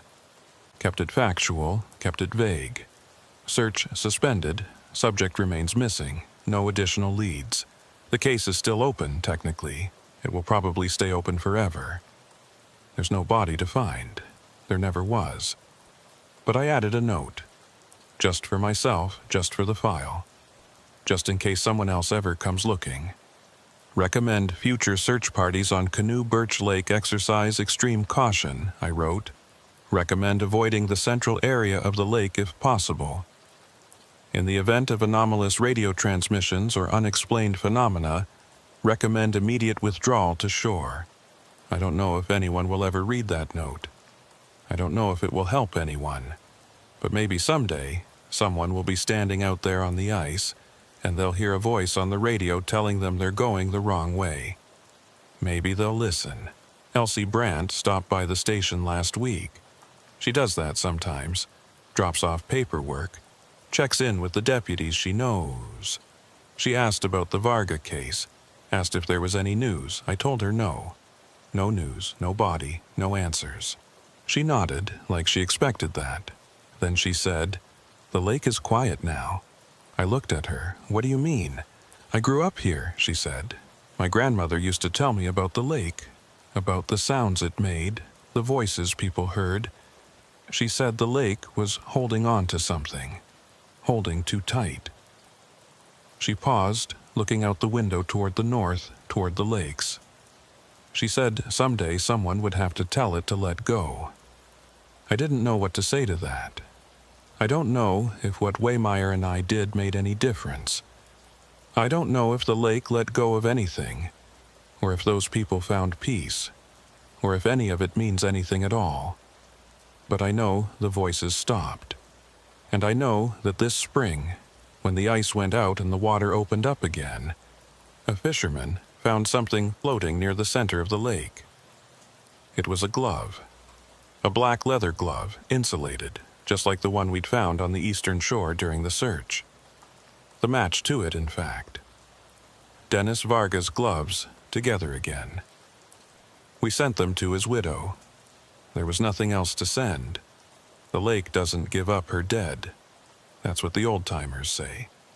But maybe sometimes she gives up something else. A glove, a memory, a chance to say goodbye. Maybe that's enough. Maybe that's all we can ask for. The file on Dennis Varga sits in my desk drawer. I take it out sometimes, flip through the pages, look at the photos of the ice and the ice house and the footprints that led nowhere. I think about him walking out onto that lake in the cold and the quiet, walking towards something he couldn't see and didn't understand. I think about the others who did the same thing before him. I think about the voices under the ice, asking for help. And I wonder what's on the other side of that doorway. I wonder what they saw when they stepped through. I wonder if it was terrible or beautiful or both. I wonder if we'll ever know. Probably not. Some things don't have answers. Some things can't be explained or understood or put in a report. They just happen, and you do your best to deal with them and you move on. But I still go out to Canoe Birch Lake sometimes. I park at the landing and look out across the ice, out toward the center where the doorway is, or was. I don't know if it's still there. I don't know if it ever was there, not really, not in any way I could prove or explain. But I know what I heard. I know what I felt. And I know that there are things in this world that don't fit into reports and files and rational explanations. Things that exist in the spaces between what we know and what we can understand. Canoe Birch Lake is one of those spaces. I hope it stays quiet. I hope, wherever Dennis Varga is now, he found what he was looking for. I hope the water finally let go.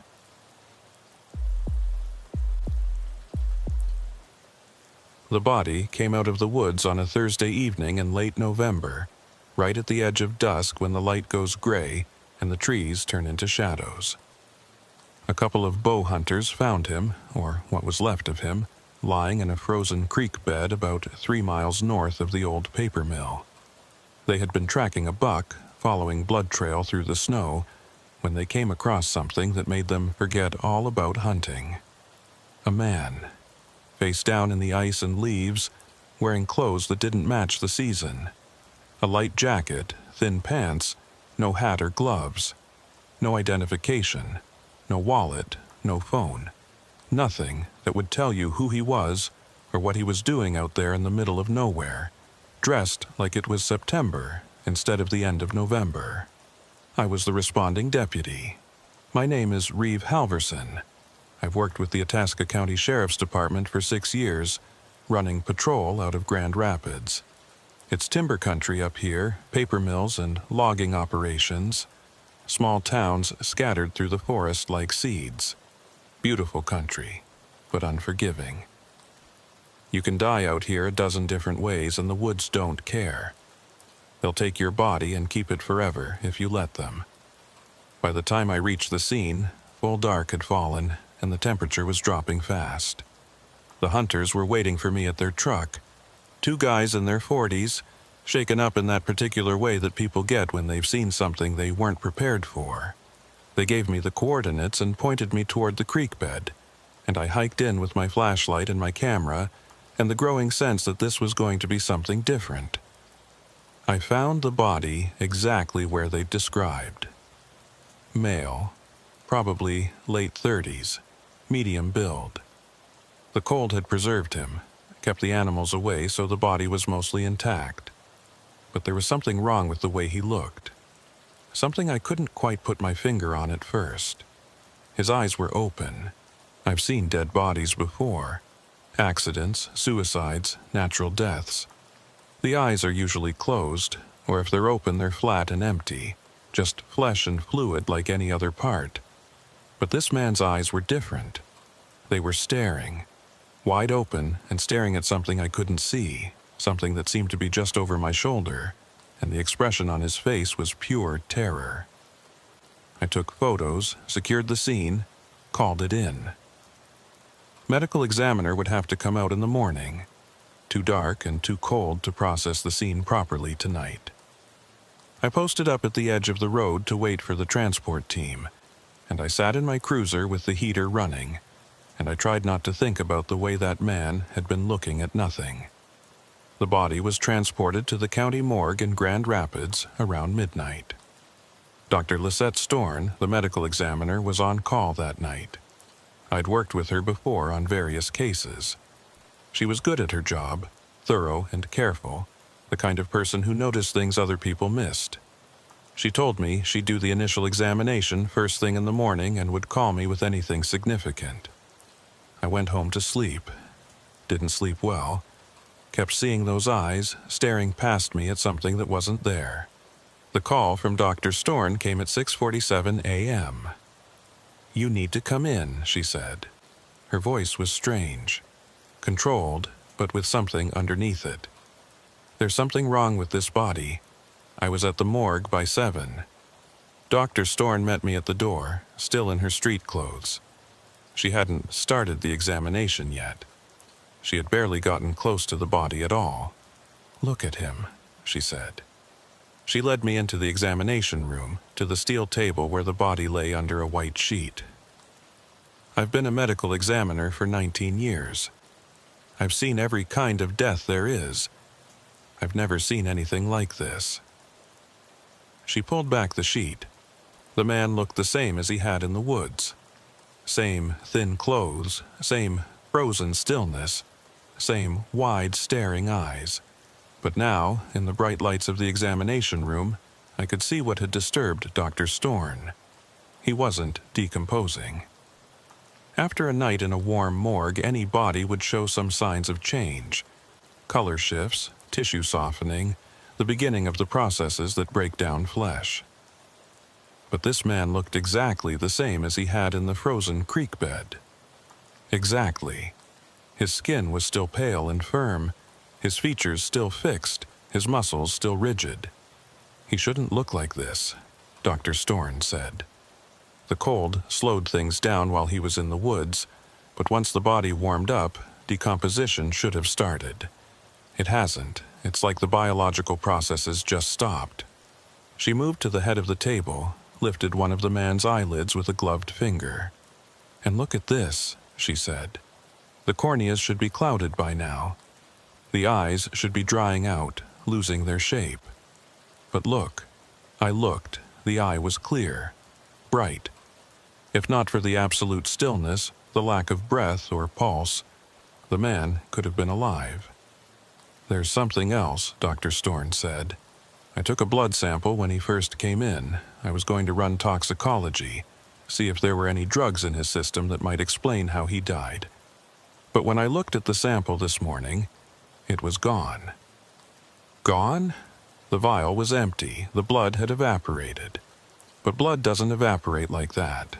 Not overnight, not in a sealed container. It just doesn't happen.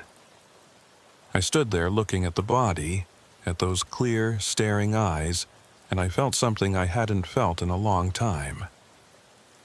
Fear. The kind of deep, primitive fear that exists underneath all the training and the experience. The fear that tells you something is wrong in a way you can't explain. "What killed him?" I asked. "That's the thing," Dr. Storn said. "I don't know. I can't find any obvious cause of death. No trauma, no disease, no apparent organ failure. By every measure I have, this man shouldn't be dead." She paused. "But he is dead. Definitely dead. No heartbeat, no brain activity, no respiration. He's dead." She looked at me, and I could see my own unease reflected in her face. "So, what killed him?"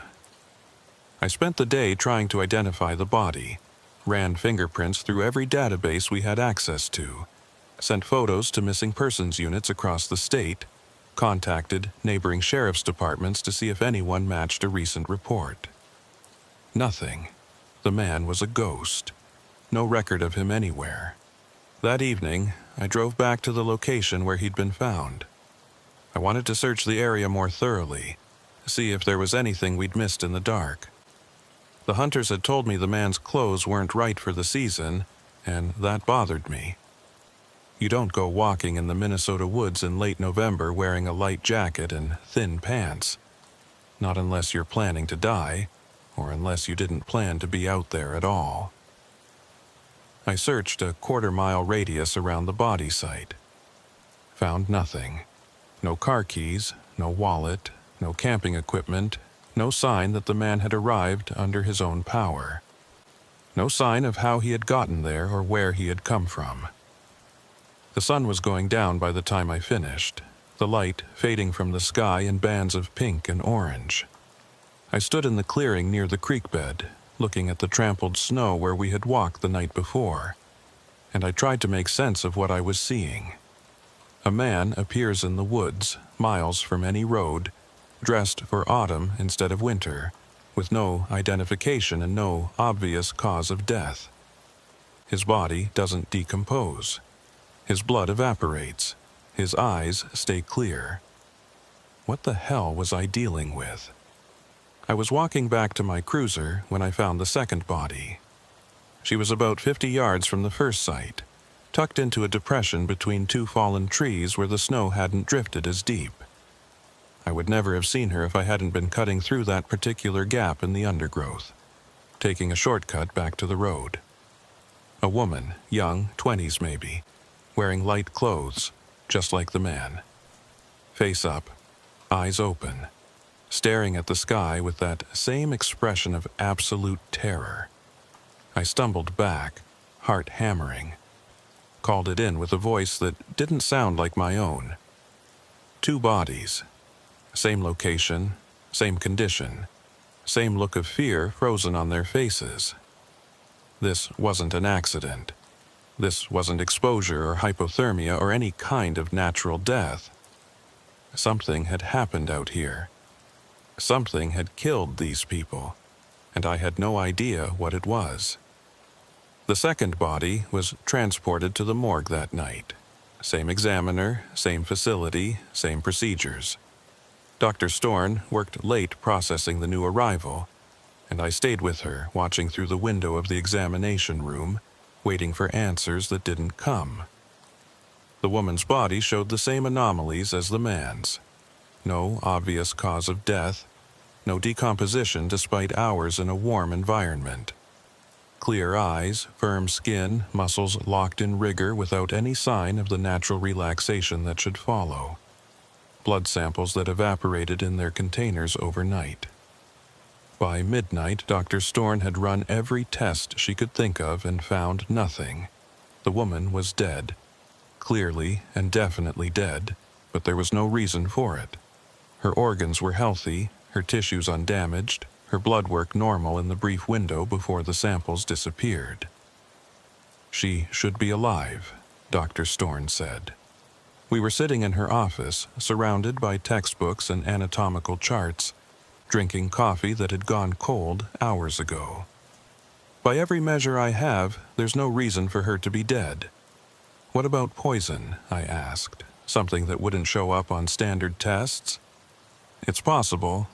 There are exotic toxins that are hard to detect. But I don't have the equipment to test for them here.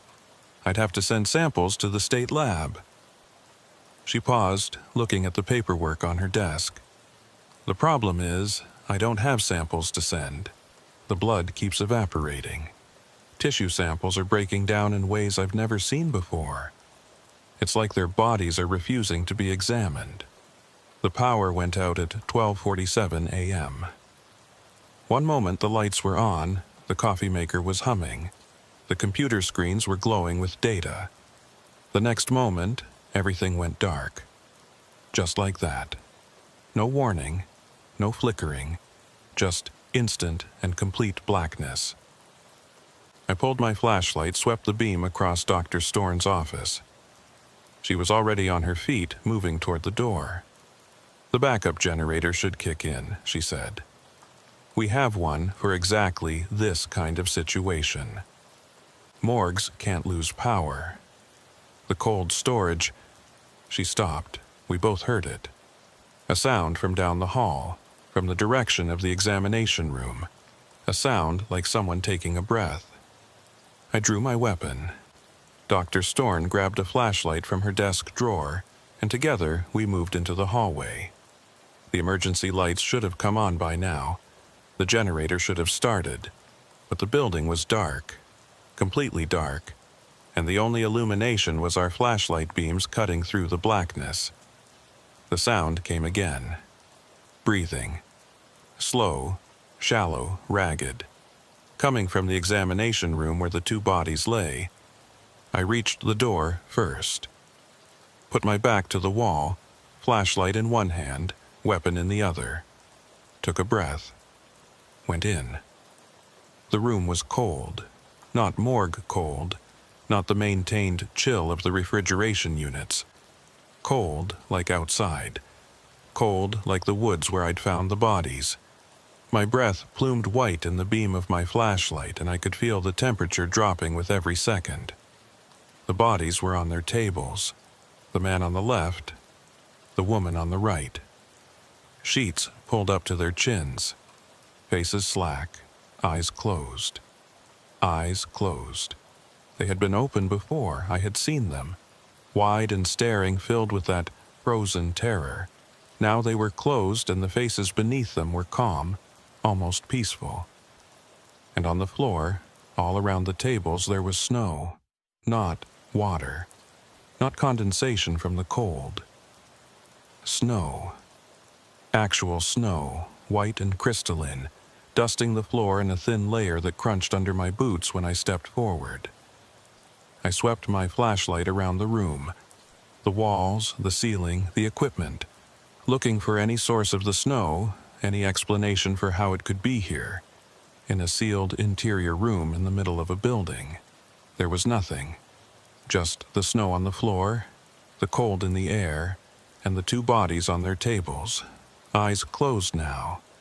Whatever fear they had felt finally gone from their faces. Dr. Storn came in behind me. I heard her sharp intake of breath when she saw the snow. "That's not possible," she said. Her voice was barely above a whisper. "That's not possible, I know." The breathing sound came again. We both froze. It was coming from the table on the right, from the woman. I moved closer, weapon still raised, flashlight trained on her face. She wasn't breathing. She couldn't be breathing. She was dead. Dr. Storn had confirmed it herself. But I could hear it. Slow, shallow breaths. The sound of air moving in and out of lungs. I reached out and touched her hand. It was warm. I jerked back, heart pounding. The woman's hand was warm, not body temperature. Not like a living person, but warmer than it should be. Warmer than any dead body had a right to be. "Dr. Storn," I said. "Check her pulse." She stared at me. "Check her pulse? She's dead. Just do it." She moved forward, took the woman's wrist in her hands, pressed her fingers to the pulse point. A long moment passed. Dr. Storn's face went pale. "There's something," she said. Her voice was shaking. "It's weak, it's irregular, but there's something." "A heartbeat. That's not possible." "I know." The lights came back on, just like they had gone out, with no warning, no transition. 1 second darkness, the next second the fluorescent overheads blazing down on us. The hum of the ventilation system starting up again, the beep of equipment coming back online. The snow was gone. I looked down at the floor where it had been. Clean tile. No moisture, no residue, no sign that anything had ever been there. The woman's eyes opened. I brought my weapon up instinctively, but Dr. Storn grabbed my arm, pushed it down. "Wait," she said, "wait." The woman's eyes moved, tracking, focusing. She blinked once, twice, then she looked at us, looked right at us, with full awareness, full consciousness, and she started to scream. Her name was Anna Kowalski. 26 years old, from a town in Wisconsin about 4 hours south of Grand Rapids. She was a graduate student in environmental science, had been doing research in the area for the past 3 weeks, studying soil samples and water quality in the forests north of the city. She told us this in fragments between fits of shaking and crying in the hours after she woke up on that morgue table. Dr. Storn wanted to transport her to the hospital immediately, but Anna refused. She wouldn't let go of my arm, wouldn't let us move her from the examination room. "They'll find me," she kept saying. "If I go out there, they'll find me." "Who?" I asked. "Who will find you?" But she wouldn't answer, or couldn't. Every time I pressed her on what had happened in the woods, what had killed her, what had brought her back, she would start hyperventilating, tears streaming down her face, unable to form words. The man on the other table, the one we hadn't identified, remained dead. Whatever had happened to Anna hadn't happened to him. His eyes stayed closed, his skin stayed cold, his heart stayed silent. He was gone, and he wasn't coming back. I called Sheriff Kellner, told him we had a situation. He didn't believe me at first. Didn't believe that a woman certified dead could be sitting up on a morgue table 6 hours later, alive and conscious and terrified out of her mind. I didn't blame him. I wouldn't have believed it either if I hadn't seen it myself. He came down to the morgue around 3 in the morning, took one look at Anna, one look at me, one look at Dr. Storn. "What the hell is going on here?" he said. "I don't know, sir, but we've got a living witness now. Whatever happened out there, she can tell us. If she'll talk, she'll talk. She just needs time." I was right about that. Not much time, as it turned out. Anna started talking around dawn, as the sky outside the morgue windows turned gray, and then pink, and then pale winter blue. I think she realized she had to. Realized that whatever was out there, keeping it to herself wouldn't make it go away. She had been collecting samples in the woods north of the old paper mill, an area she'd been working for 2 weeks without incident. Nothing unusual, nothing dangerous, just trees and snow and the quiet of the winter forest. Then she found the clearing. She couldn't say exactly when it happened or how she had ended up there. 1 minute she was following a creek bed, looking for a good site to collect water samples. The next minute, she was standing in a circular clearing, maybe 30 feet across, ringed by trees so dense they seemed to form a wall. There was no snow in the clearing. That was the first thing she noticed. It was late November, and there was snow everywhere else. 6 inches at least, maybe more. But in this clearing, nothing. Just bare ground, dark and damp, like the snow had melted or been cleared away. The second thing she noticed was the man. He was standing in the center of the clearing. Not moving, just standing there looking at her, wearing a light jacket and thin pants. She called out to him, asked if he was okay, asked if he needed help. He didn't answer. She started to walk toward him, and that's when she felt it. Cold, she said. Her voice was flat, mechanical, like she was reciting from a script. Cold, like I've never felt before. Not weather cold, something else. It came from inside the clearing, from the ground. The man still didn't move, didn't speak. But his mouth was open, she saw now. Open like he was screaming, but no sound was coming out. I tried to leave, Anna said. I tried to turn around and walk away. But I couldn't move. I was standing at the edge of that clearing and I couldn't move. And then they came. Who? I asked. Who came? She shook her head. Not who. What? I waited. Shadows, she said. Shapes. Coming out of the trees, out of the ground. Not people, not animals. Just shapes. She was crying now, tears running down her face, but her voice stayed flat. They went into him, she said. Into the man. Through his mouth, through his eyes. And he just stood there and took it, stood there and let them. Then they came for me. She was quiet for a long moment. I don't remember what happened after that, she said. I don't remember anything until I woke up here. But I could feel them, inside me, looking out through my eyes, listening through my ears. She looked at me. They're still here, she said, in the woods, in that clearing. They've been here a long time, and they're looking for a way out. I drove out to the coordinates Anna gave me that afternoon. Corey Belstad, our dispatcher, stayed on the radio with me, tracking my location, checking in every 10 minutes. I wasn't going out there alone, not without someone knowing where I was. The clearing was exactly where Anna said it would be, about 3 miles north of the paper mill, in a section of forest that wasn't on any trail, wasn't near any road. I had to hike in for almost an hour, pushing through underbrush and deadfall, following the creek bed that Anna had been following when she found it. But when I reached the coordinates, there was no clearing, just trees. Dense, thick, unbroken forest, the same as everything around it. No circle of bare ground, no gap in the canopy, no sign that anything unusual had ever been here.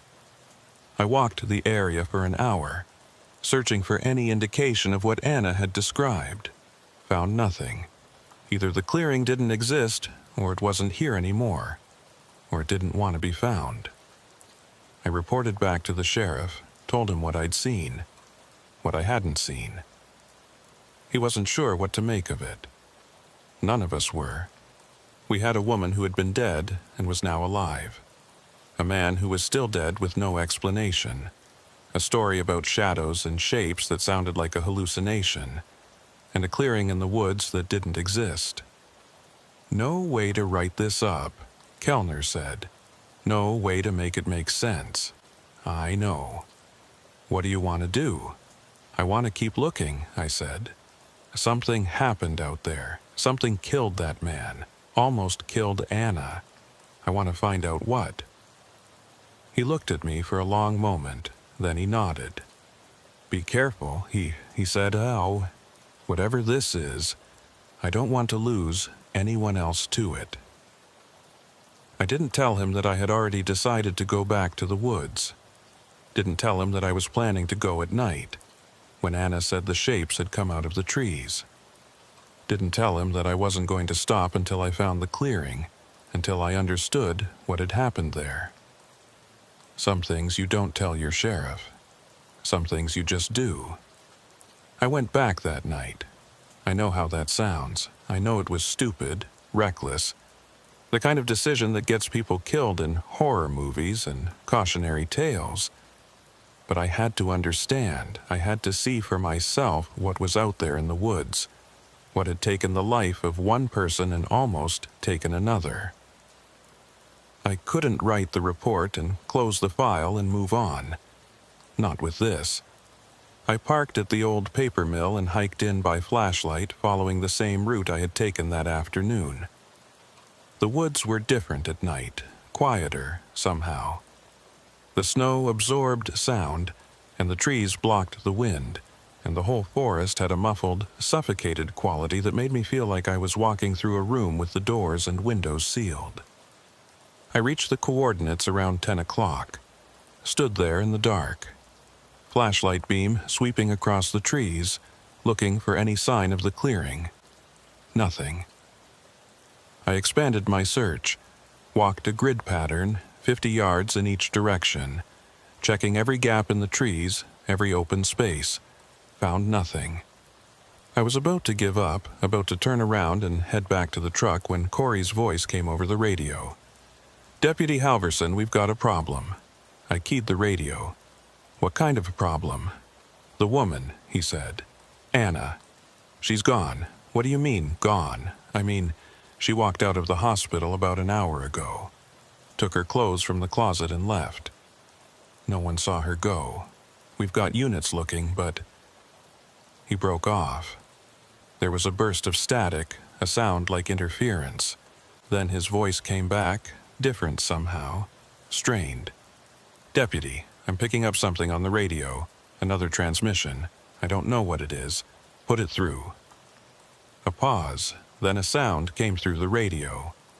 A voice, faint and distorted, buried in static, whispering. I couldn't make out the words, couldn't even tell if there were words. Just a sound, a whispering sound like voices speaking just below the threshold of comprehension. "Corey, can you trace that?" I said. "Can you tell where it's coming from?" No response. "Corey?" Static. "Corey, do you copy?" Nothing. I stood there in the dark, holding my radio, listening to the static and the whispering. And slowly, so slowly I almost didn't notice it at first, I became aware of something else. Cold. The temperature was dropping. Not the normal cold of a Minnesota November night. Something deeper than that. Something that seemed to come up from the ground, from the earth itself. I turned in a circle, flashlight out, scanning the woods. There was a gap in the trees. It hadn't been there before, I was certain of that. I had walked this exact spot 10 minutes ago, and there had been nothing but dense forest. But now there was a gap, a place where the trees fell back, where the darkness seemed thicker. The clearing. I walked toward it. I know I shouldn't have. I know I should have turned around and gotten out of there as fast as I could, but I walked toward it anyway, one step at a time, my flashlight beam reaching into that thick darkness and finding nothing. The clearing was there, just like Anna had described. Circular, maybe 30 feet across, ringed by trees. No snow on the ground. Just bare earth, dark and damp. And in the center, a figure. Anna. She was standing with her back to me, facing the trees on the far side of the clearing. Not moving. Just standing there, the same way the dead man had been standing when she found him. "Anna," I said. I kept my voice calm, steady. "Anna, you need to come with me. You need to get out of here." She didn't respond. I stepped into the clearing. The cold hit me like a wall, like walking into a freezer, into something beyond a freezer, a cold so intense it seemed to freeze my lungs, my blood, the thoughts in my head. I gasped, staggered, tried to keep my balance. Anna turned around. Her eyes were open, wide open, just like the dead man's had been. But there was something in them. something looking out. "They want out," she said. Her voice was wrong, too flat, too empty. "They've been here so long, they want to leave." "Who?" I managed. "Who wants to leave?" She smiled. It was the most terrible thing I've ever seen. "We do," she said. The shadows came out of the trees. I don't know how to describe them. They weren't shapes exactly. Weren't anything solid or defined. Just darkness. Areas of darkness that moved, that flowed, that came toward me across the clearing like water running downhill. I raised my weapon, knew it wouldn't do anything. Raised it anyway. "Deputy." A voice. Behind me. Real, human, not the whispering on the radio. I turned. Dr. Storn was standing at the edge of the clearing. I don't know how she got there. I didn't care. She had something in her hands, something that glowed. "Close your eyes," she said. I closed my eyes. Light. Even through my eyelids I could see it. Bright, white, pure. Filling the clearing, filling the world. And sound. The whispering sound. Rising. Becoming something else. Becoming a scream. Then silence. I opened my eyes. The clearing was empty. Anna was lying on the ground, unconscious but breathing. Dr. Storn was still standing at the edge of the trees, holding what I could now see was a heavy-duty industrial flashlight, the kind they use in search and rescue operations, bright enough to illuminate a mountainside. The shadows were gone. I stood there, shaking with cold and adrenaline, trying to understand what had just happened. "Light," Dr. Storn said. Her voice was steady, but I could see her hands trembling. "They can't tolerate light. I don't know why, I don't understand what they are, but when the power went out at the morgue, when everything went dark, that's when they came. That's when Anna woke up, and when the lights came back on, they retreated." She looked at me. "I did some research after you left today. Historical records, indigenous accounts. There are stories about this place, this specific area of forest. Stories going back hundreds of years." "What kind of stories?" "Stories about things that live in the dark," she said. "Things that wait. Things that look for a way into our world, a way to inhabit it. They need hosts, living bodies they can enter. And they need darkness. That's how they move, how they spread." She looked down at Anna. "They were in her," she said, looking out through her eyes. "But they're gone now. The light drove them out." "Are they destroyed?" She shook her head. "I don't think so. I think they're just back in the clearing, back in the dark, waiting." I looked around at the trees, at the darkness beyond the reach of our flashlights. "Then we need to make sure no one else comes out here," I said. "Need to close this area off, keep people away." Dr. Storn nodded. "We can do that, but it won't last forever. Eventually someone will come." "Someone always comes. So what do we do?" She was quiet for a moment. Then she said, "I don't know. But I think we need to find out more about what they are, what they want, if there's a way to stop them, to close the door. It's in those old records. We just have to find it." We carried Anna out of the woods, called for an ambulance. She woke up on the way to the hospital and didn't remember anything after leaving her room. The last thing she recalled was a feeling of being called, of something pulling her toward the woods, toward the clearing. The man from the morgue was buried the following week. We never did identify him. No fingerprint matches, no dental records, no DNA in any database. He was a John Doe, and he went into the ground as a John Doe, and wherever he came from, whatever his story was, it went with him. I wrote my report, kept it factual. Victim found in woods, cause of death unknown. Second victim found nearby, also cause of death unknown. Victim later revived under unusual circumstances. Investigation ongoing. Nothing about shadows. Nothing about clearings that appear and disappear. Nothing about voices on the radio or things that live in the dark. Some things you don't put in reports. Some things you just know. The area north of the old paper mill has been closed to the public. Posted with no trespassing signs, monitored by regular patrols. We tell people it's environmental contamination, something in the soil. They stay away. But the clearing is still out there. I've been back twice. Once during the day when it doesn't exist, when there's nothing but trees.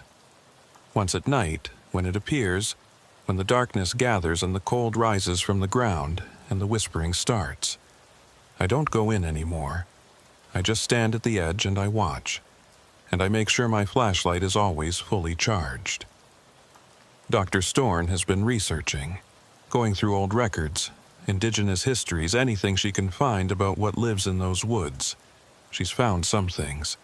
Stories about people who went into the forest and never came back. Stories about shapes in the darkness, about voices that call from the trees. Stories about a door that opens sometimes when the conditions are right and what comes through. We're trying to understand, trying to find a way to close the door for good. But it's slow work, and the winter is long, and the darkness comes earlier every day. Anna Kowalski recovered. Physically, at least. She went back to Wisconsin, back to her life. But she called me last week, said she's been having dreams. Dreams about the clearing, about the cold, about something watching her from the darkness. They're not gone, she said. They're still there, and they're still looking for a way out. I didn't know what to tell her, didn't know how to help. I just said to stay in the light. Stay in the light and don't go into any dark places alone. It's not much. It's all I have. Corey Belstad, our dispatcher, says he still hears the whispering sometimes. On certain frequencies, at certain times of night. Just barely there. Just below the threshold of comprehension. Voices speaking words he can't quite make out. He started leaving all the lights on in the dispatch center. All night, every night. Says it makes him feel better. I understand. I do the same thing at home now, every light on, every room bright. My electric bill has tripled, but I don't care. I'll take the expense over the alternative, because they're still out there. In the woods, in the clearing, in the darkness, waiting, watching, looking for a way through. And I don't know how to stop them. I just know we have to try. The snow has started falling again. Winter is settling into the North Country. The nights getting longer, the darkness deeper. Soon the sun will set at 4 in the afternoon and not rise again until 8 the next morning. 16 hours of night. 16 hours of darkness. I'm not looking forward to it, but I'll be here. Running patrol, checking the perimeter around the paper mill, making sure no one wanders into those woods. Doing my job, and carrying the biggest flashlight I can find. Just in case. The last thing I want to say is this. I don't know what those things are. I don't know where they came from, or how long they've been there, or what they want. I don't know if they're ghosts or demons or something else entirely. Something that doesn't have a name in any language. But I know they're real. I know they killed a man and almost killed a woman. I know they're waiting in the darkness, in a clearing that exists only at night, looking for a way into our world. And I know that as long as they're there, I'll be watching. I'll be watching, and I'll be ready. And when they try to come through again, I'll be there to drive them back. It's not much of a plan, but it's what I have. And sometimes that has to be enough.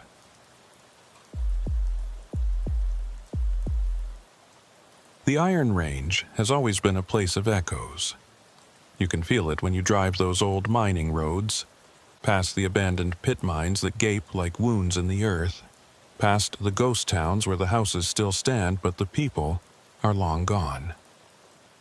The whole region feels hollowed out, emptied, like something vital was taken from it and never put back.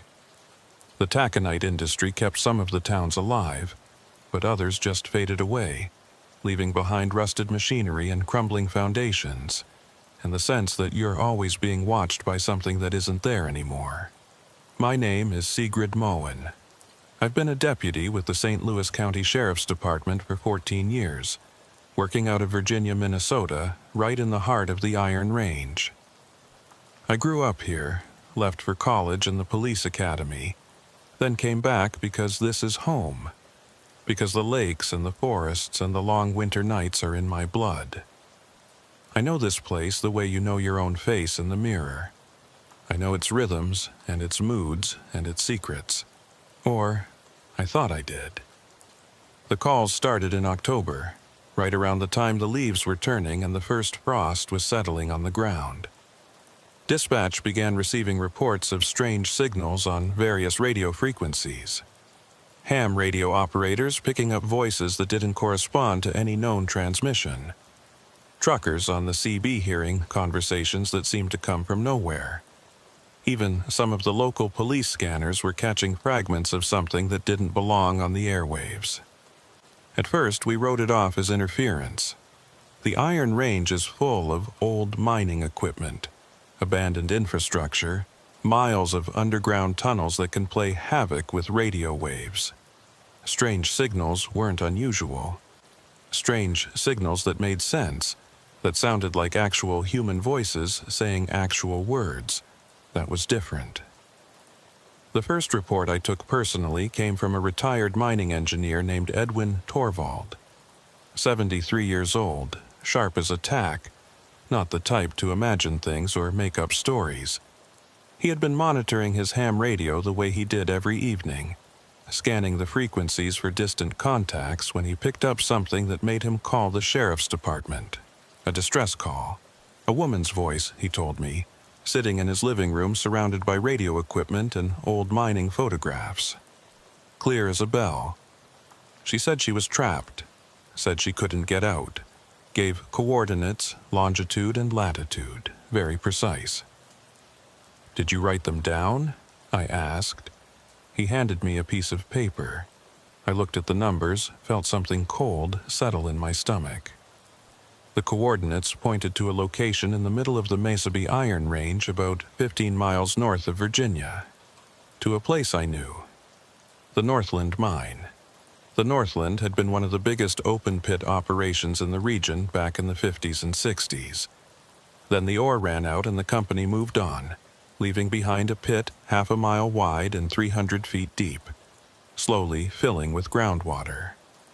The site had been fenced off for decades, posted with warning signs, but people still went out there sometimes.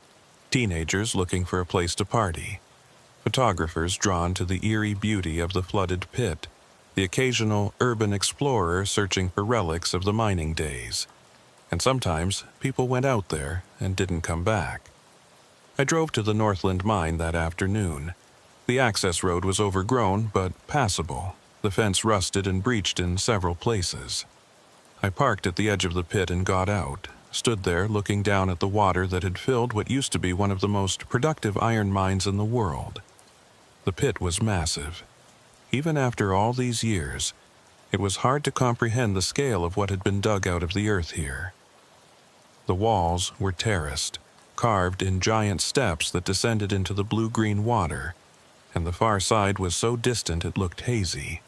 The water itself was clear and cold and very, very deep. They said it went down hundreds of feet in places, filling the tunnels and shafts that had been dug beneath the open pit. I walked the perimeter of the accessible area, looking for any sign of recent activity, any indication that someone had been here, that someone might be in trouble. I found nothing, just the pit and the water and the wind blowing across the empty landscape. I called the coordinates into dispatch, asked them to check missing persons reports for the area. They came back with nothing. No one had been reported missing. No one was looking for anyone out here. I went back to the office and filed my report. Logged the incident as a possible hoax or misidentified transmission. put it aside, and moved on to other things. 3 days later, Edwin Torvald called again.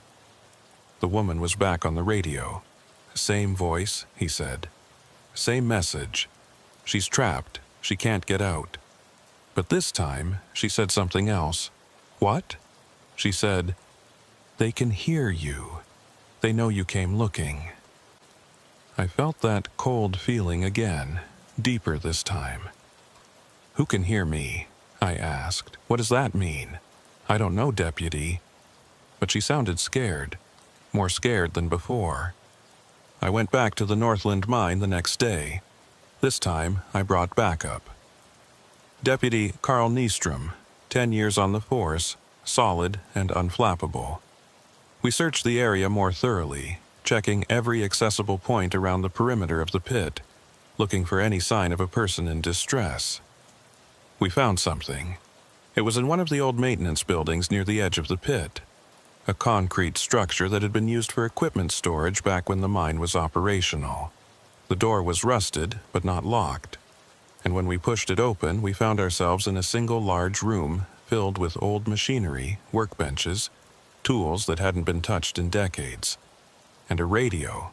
It sat on one of the workbenches, an old tube-type ham radio from the 50s or 60s, the kind that would have been used by mining operations to communicate across the range. It was dusty and corroded, clearly hadn't been functional in years, but it was plugged in. The power cord ran across the floor and out through a hole in the wall. We followed it outside and found that it connected to a generator, a modern portable unit that was sitting behind the building hidden from view. The generator was off, but the fuel tank was full. Someone had been here. Someone had set this up. We searched the building more carefully, found nothing else out of the ordinary. No sign of habitation, no personal items, no indication of who had brought the generator or why. I photographed everything, bagged the radio as evidence, called in a forensics team to check for prints and DNA. Then I went back to the office and started making calls. Who owned that land? Who had access? Who might have a reason to set up a radio in an abandoned building and broadcast fake distress signals? The answers I found didn't help. The land was owned by a holding company that had bought it from the mining corporation 30 years ago. The company was defunct, its principals long dead or moved away. The property had been tied up in legal limbo ever since. No clear owner, no one responsible for maintenance or security. Anyone could have gone out there. Anyone could have set up that radio. But why? And why did the woman on the radio say they knew I was coming? The signals continued. Over the next 2 weeks, we received 17 reports of strange transmissions on various frequencies. Ham operators, CB users, even one deputy who picked something up on his patrol car radio. All described the same thing. A woman's voice, sometimes clear, sometimes buried in static, talking about being trapped, about not being able to get out, about something that could hear her. The locations varied. Sometimes the voice gave coordinates to the Northland mine. Sometimes to other abandoned sites on the range. The Spruce Mine, closed since 1978. The old Mesabi Railroad Depot, burned down in the 90s. A collapsed ore processing plant near Eveleth. All places that had been abandoned for years. All places where people could theoretically be trapped without anyone knowing. We searched every location, found nothing. No one in distress, no sign of recent human activity, no explanation for the transmissions. The forensics on the radio came back inconclusive. No usable prints, no DNA. The unit itself was exactly what it appeared to be. A vintage ham radio that hadn't been operational in decades. The tubes were burned out, the wiring was corroded. There was no way it could transmit anything. But someone had plugged it in. Someone had connected it to a generator. And someone was broadcasting on frequencies that radio shouldn't have been able to reach. I started looking into the history of the sites where the signals had pointed. The Northland mine, the Spruce mine, the others. I was looking for a pattern, a connection, something that would explain why these particular locations had been chosen. What I found was deaths. The Northland mine had claimed 7 lives during its operational years. Cave-ins, equipment failures, falls. The Spruce mine had claimed 4. The railroad depot had burned down with 3 workers inside. The processing plant collapse had killed 2. 16 deaths across 4 sites, all of them places where the voice on the radio had said she was trapped. I brought this to Sheriff Anders Lindgren. He was a good boss, methodical and open-minded. The kind of person who wouldn't dismiss something just because it was strange. He listened to my report, looked at the files I had assembled, sat back in his chair and thought about it. "You're suggesting these signals are connected to the deaths at these sites," he said. "Connected how? I don't know. I'm just noting the correlation. Every location the voice has pointed to is a location where people died." He was quiet for a moment. Then he said, "There's been a lot of death on the Iron Range, Deputy. Mining is dangerous work. If you look at any abandoned site out here, you'll probably find a history of accidents and fatalities." He was right. I knew he was right. But something about this felt different, felt deliberate. I went to see Edwin Torvald again. He was still monitoring his radio, still picking up the voice occasionally. I asked him if he had ever heard anything like this before, in all his years of ham operation. He shook his head. "I've heard a lot of strange things on the radio, Deputy. Atmospheric phenomena, skip transmissions from thousands of miles away, signals bouncing off the ionosphere in ways you wouldn't expect. But I've never heard anything like this. This isn't a natural phenomenon. This is someone trying to communicate.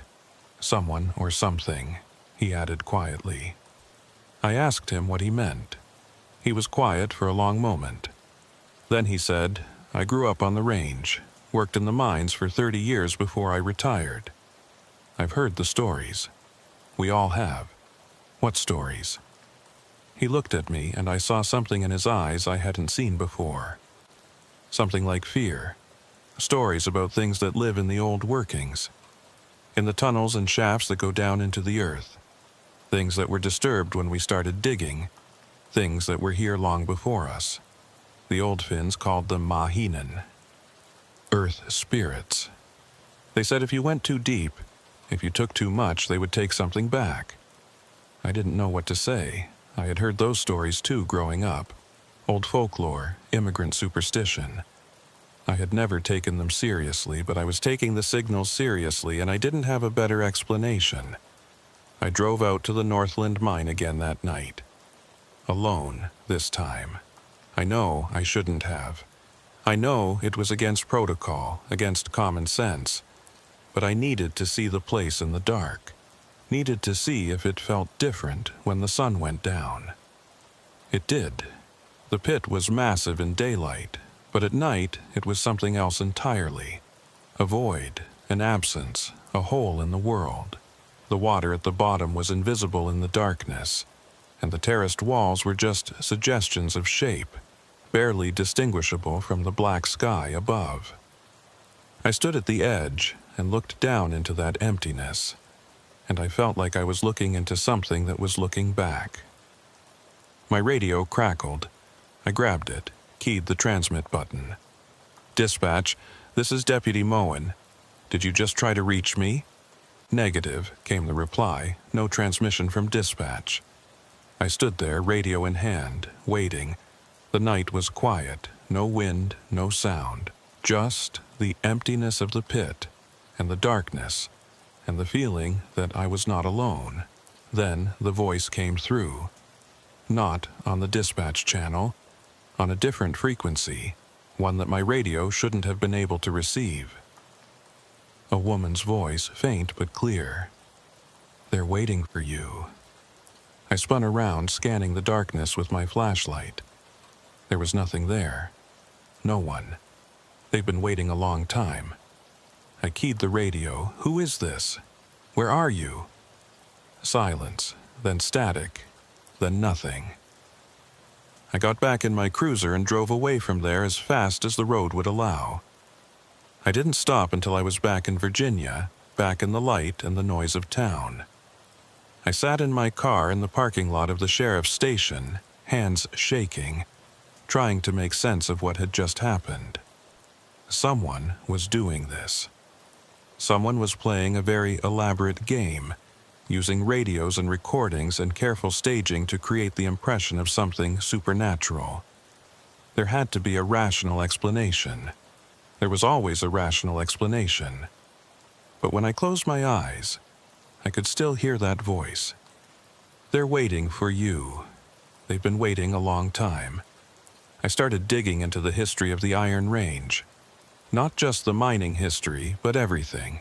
The indigenous peoples who had lived here before European settlement. The early explorers, the immigrants who came to work the mines. I was looking for anything that might connect to what was happening. Any legend or tradition that might explain the signals, the voice, the feeling that something was present in those abandoned places. What I found was more than I expected. The Ojibwe, who had lived in this region for centuries before the mining began, had stories about the area where the Mesabi Range would eventually be discovered. They called it a place of power, but also a place of danger. The iron in the earth was sacred to them. They believed it held spirits, entities that lived in the rock and the soil, that had been there since the beginning of the world. They also believed that disturbing the iron would disturb those spirits. When the mining began in the 1890s, the indigenous warnings were ignored. Of course they were. There was money to be made, fortunes to be built. The iron ore of the Mesabi Range was some of the richest in the world, and nothing was going to stop its extraction. But the old-timers on the range, the Finns and Norwegians and Italians who worked the mines, they developed their own stories, their own warnings. They talked about sounds in the tunnels, voices, footsteps in empty shafts. They talked about colleagues who went into the deep workings and came out different, changed, like something had touched them down there. And they talked about the signals. I found references going back to the 1920s, when radio technology first came to the range. Miners reported picking up strange transmissions on their equipment. Voices that didn't belong to anyone they knew, speaking languages they didn't recognize. The phenomenon was documented in company reports, in newspaper articles, in personal diaries that ended up in historical archives. The signals would come and go. Sometimes years would pass without incident. Then something would trigger them. A new mine opening, a tunnel being dug into previously unexplored ground, an accident that claimed lives. The signals were always strongest after deaths. I took this information to Sheriff Lindgren. He was skeptical, as I knew he would be. Folklore and superstition were not evidence. They were not grounds for an investigation. But he didn't dismiss me. "What do you think is happening?" he asked.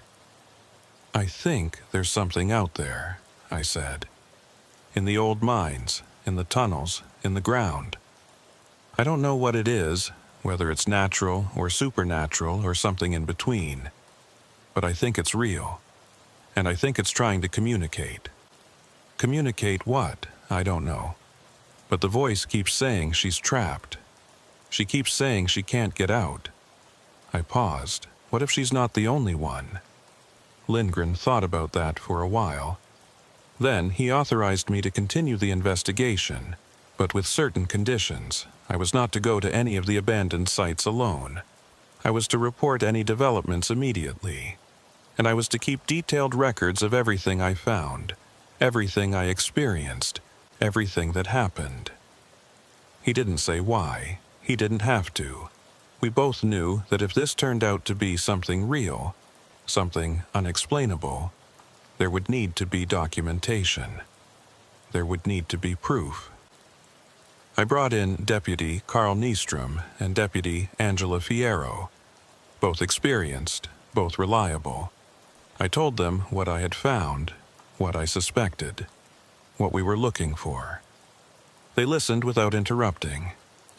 When I finished, Carl was quiet for a moment. Then he said, "My grandfather worked the mines. He used to tell me stories about the things he heard down there. I always thought he was exaggerating, trying to scare me." He looked at me. Now, I'm not so sure. Angela had grown up in Duluth, hadn't heard the old stories the way Carl and I had, but she was a good investigator, thorough and objective. If there was something to find, she would find it. We established a schedule of regular patrols to the key sites: the Northland Mine, the Spruce Mine, the railroad depot, the processing plant. We set up monitoring equipment at each location: audio recorders, motion sensors, temperature gauges. We wanted to capture anything that might be happening there, any sign of the signals, any indication of their source. For 2 weeks, we recorded nothing. The equipment ran continuously, monitoring every sound, every movement, every fluctuation in temperature.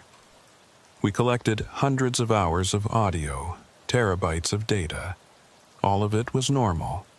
Background noise, ambient sounds, the usual activity of abandoned places settling and decaying. But the reports of signals kept coming.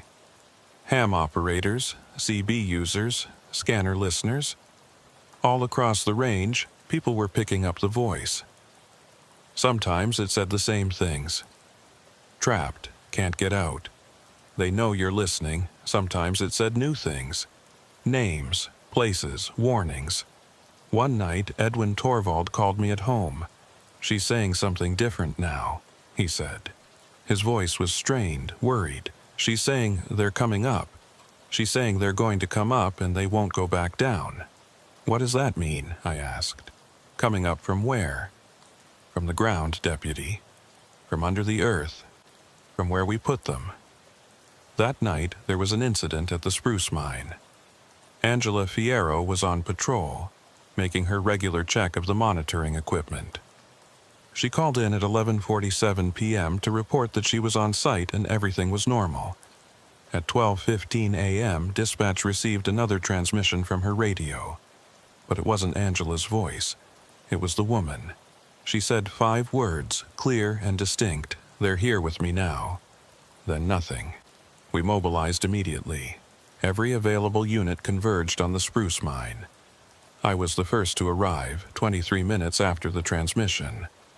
Angela's cruiser was parked at the site, lights on, engine running. The door was open. Angela was gone. We searched through the night. Every building, every structure, every accessible point around the mine. We brought in dogs. We brought in a helicopter with thermal imaging. We called in mutual aid from every department in the area. 73 people searching for one missing deputy. We found her boots. They were sitting at the edge of the main pit, placed neatly side by side, as if she had taken them off and left them there. Beyond them was nothing but the dark water that had filled the mine when the pumps stopped running decades ago. I stood at the edge and looked down. The water was black and still and gave nothing away. We brought in divers at first light. They searched the upper levels of the flooded pit, the areas they could reach safely. Found nothing. The deeper sections were too dangerous. Old mine workings, collapsed tunnels, unstable walls. Too many places where a diver could get trapped, could get lost, could become another body that the mine would never give back. By noon, the search shifted from rescue to recovery. I couldn't accept it. Angela Fierro was my colleague, my responsibility. I had brought her into this investigation, put her in harm's way. If she was dead, it was because of me. But I didn't believe she was dead. I don't know why. I had no evidence, no reason to hope, just a feeling. A conviction that what was happening here was not finished, that Angela was not lost, that there was still something to find if I could only figure out where to look. The voice had said, "They're here with me now." Who was here? Where was here? I went back to the recordings from the night Angela disappeared. The monitoring equipment at the spruce mine had captured everything that happened. I listened to it all. For the first 2 hours, nothing unusual. Ambient sounds, the creak of old buildings, the whisper of wind through broken windows. Then, at 11:52 p.m., 5 minutes after Angela's initial check-in, something changed. A sound, low, rhythmic, almost like breathing, coming from somewhere inside the mine. Then voices. Not the woman's voice. Not any single voice. Many voices, overlapping, murmuring, speaking words I couldn't make out. They grew louder over the next several minutes, rising in intensity until they were almost shouting. Then Angela's voice, clear and sharp. "Who's there? Identify yourself." The voices stopped. Silence. Then, at 12:03 a.m., 12 minutes before the transmission that dispatch had received, Angela spoke again. "Deputy Fierro requesting backup. There's someone here. Multiple individuals. They're coming out of the mine." She gave her location. Called for assistance. Her voice was steady, professional. Then she said something else. Something quiet, almost to herself. "They're not right. Something's wrong with them." After that, nothing. The recording ended at 12:08 a.m. The transmission to dispatch came 7 minutes later. But it hadn't been Angela's voice. It had been the woman. What had happened in those 7 minutes? I enhanced the audio, filtered it, analyzed it with every tool I had available. I found fragments. Sounds that might have been footsteps, or might have been something else. A sound that might have been Angela screaming, or might have been static. Nothing clear. Nothing that told me what I needed to know. I went to Sheriff Lindgren. "She saw something," I said. "People coming out of the mine. She said there was something wrong with them." "What do you want to do?" he asked. "I want to go in." "Into the mine?" I nodded. He looked at me for a long moment. Then he shook his head. "I can't authorize that. It's too dangerous. The structural integrity is compromised, the water levels are unknown. I can't send anyone in there. Then I'll go alone." "I'm telling you no, Deputy." I didn't argue, but I didn't agree either. That night, I drove to the spruce mine. I didn't tell anyone. Didn't call it in. I knew what I was doing was against direct orders, against all protocols, against common sense. But Angela was out there somewhere. Angela was trapped. And the voice kept saying, "They know you're listening." They knew. They had been listening all along. The mine was different at night. The darkness was absolute. The silence, total. I made my way past the outer buildings to the main pit, to the place where Angela's boots had been found. The water was still and black, reflecting nothing, giving nothing away. There was an access tunnel on the north side of the pit. One of the old mine entrances, boarded up decades ago when the operation closed. I had seen it during our searches, but hadn't paid it much attention.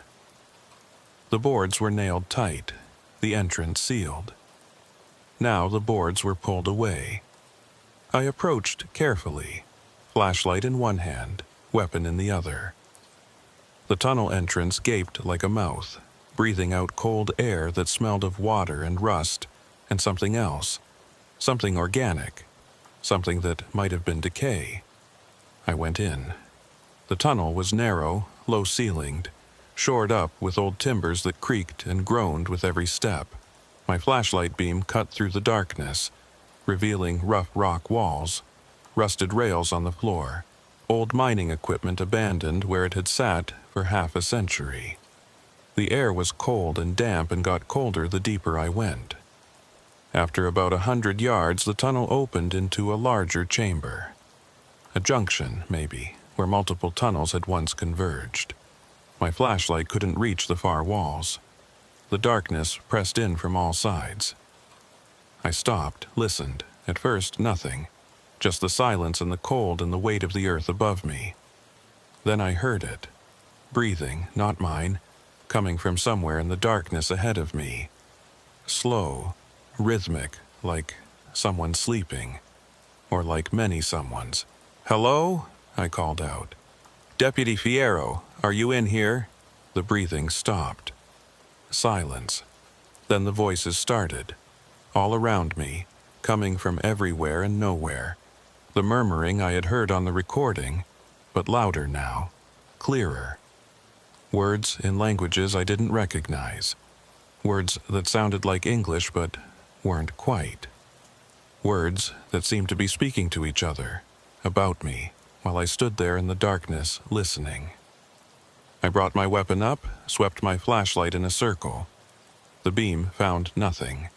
Just empty darkness, empty air.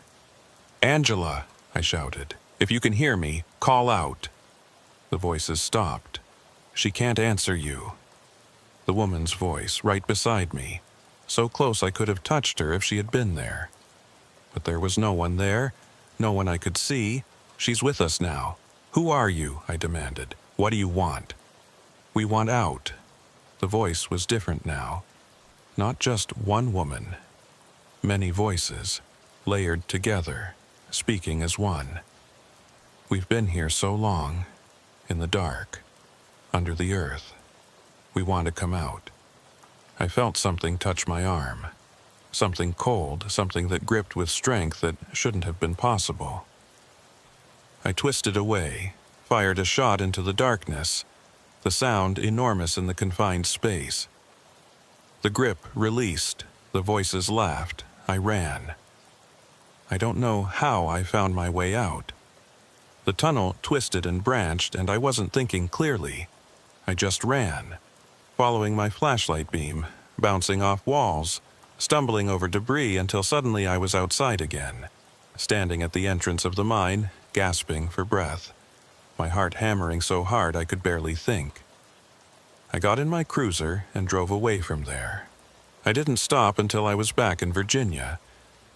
I sat in my car in the parking lot of the sheriff's station, shaking, trying to process what had just happened. I had gone into the mine. I had heard the voices. Something had grabbed me. And they had said Angela was with them. She was alive. I was sure of it now, and I was going to get her back.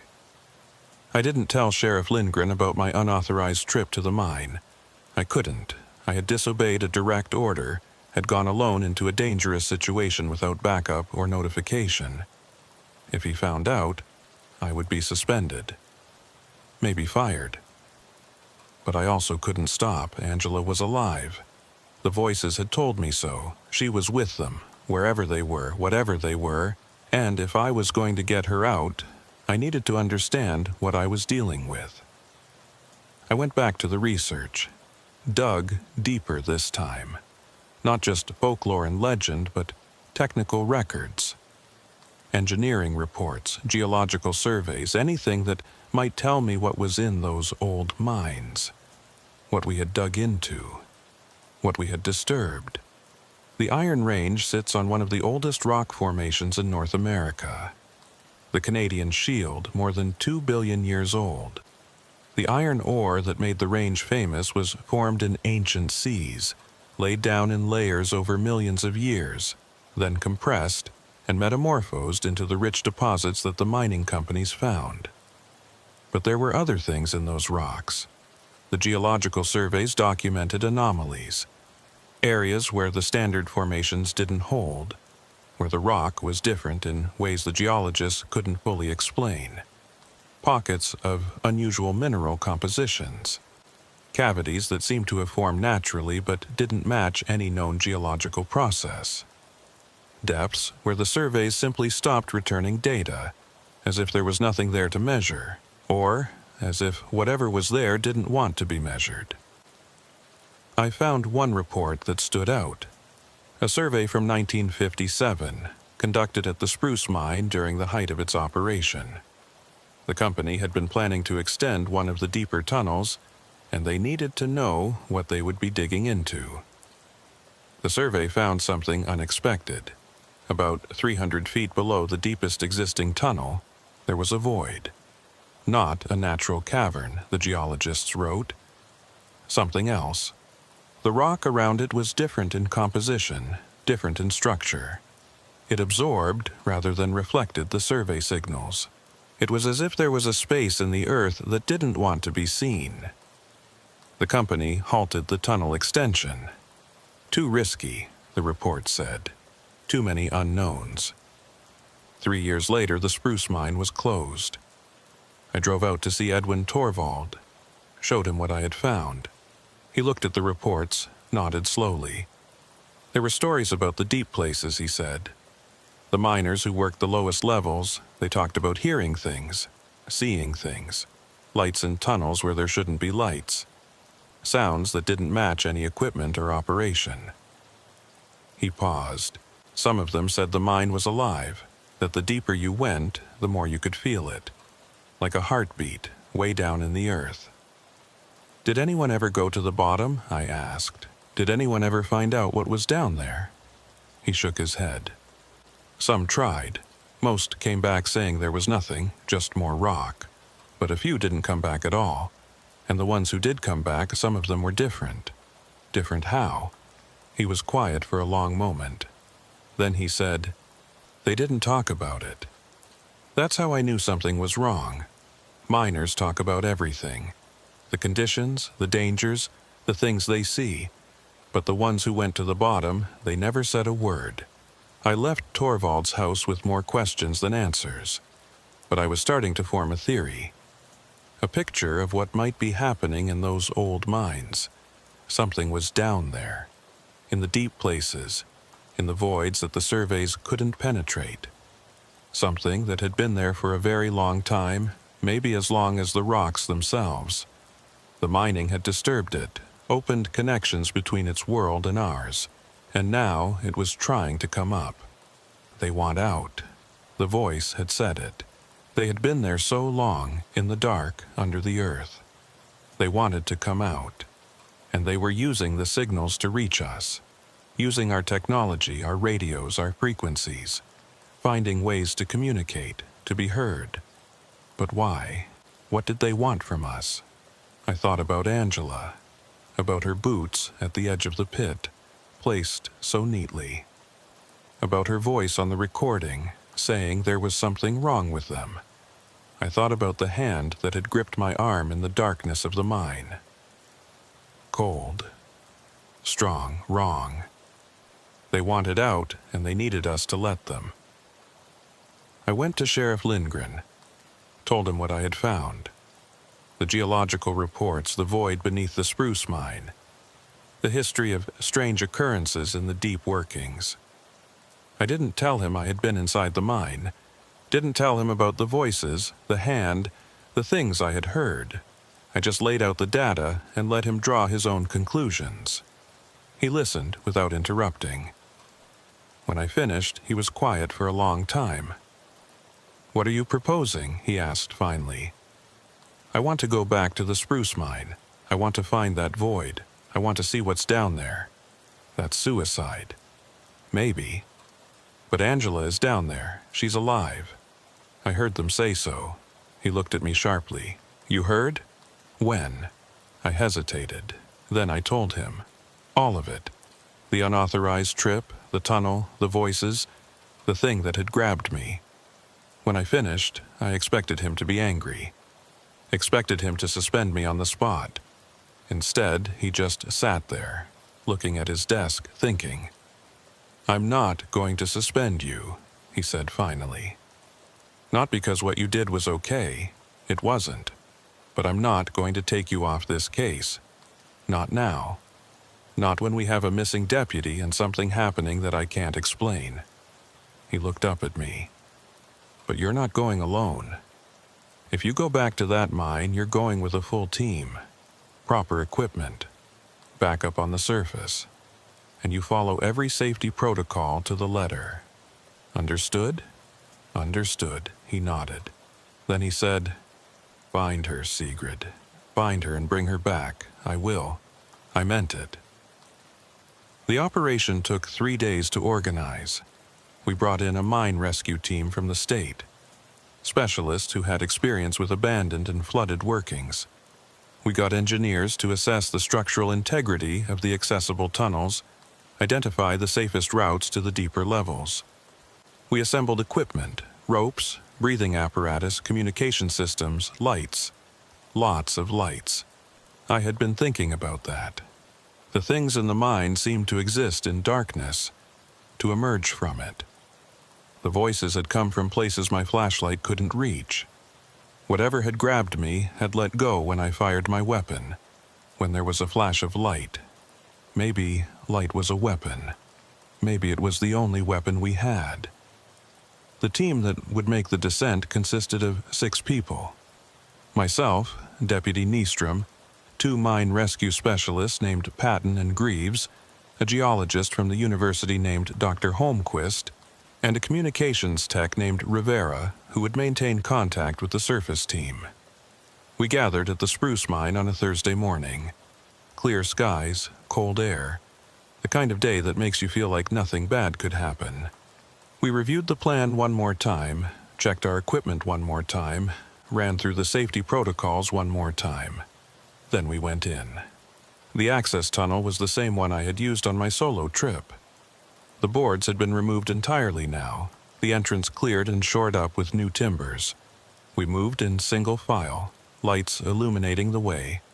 Rivera unreeling communication cable behind us as we went. The tunnel was about 200 yards long. At the far end was the junction chamber I had found before, where the voices had come from.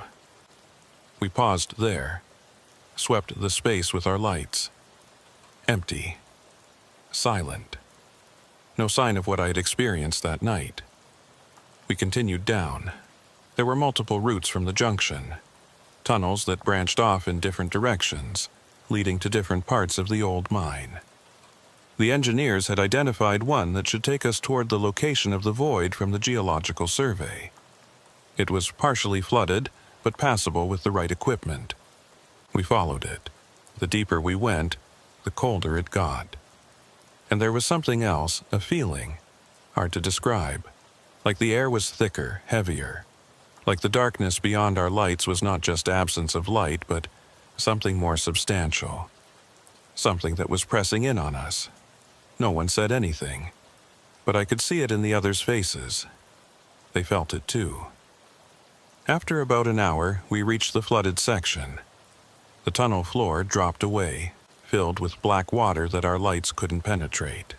According to the engineers, it was about 50 feet to the other side, where the tunnel rose again and continued toward the deep workings.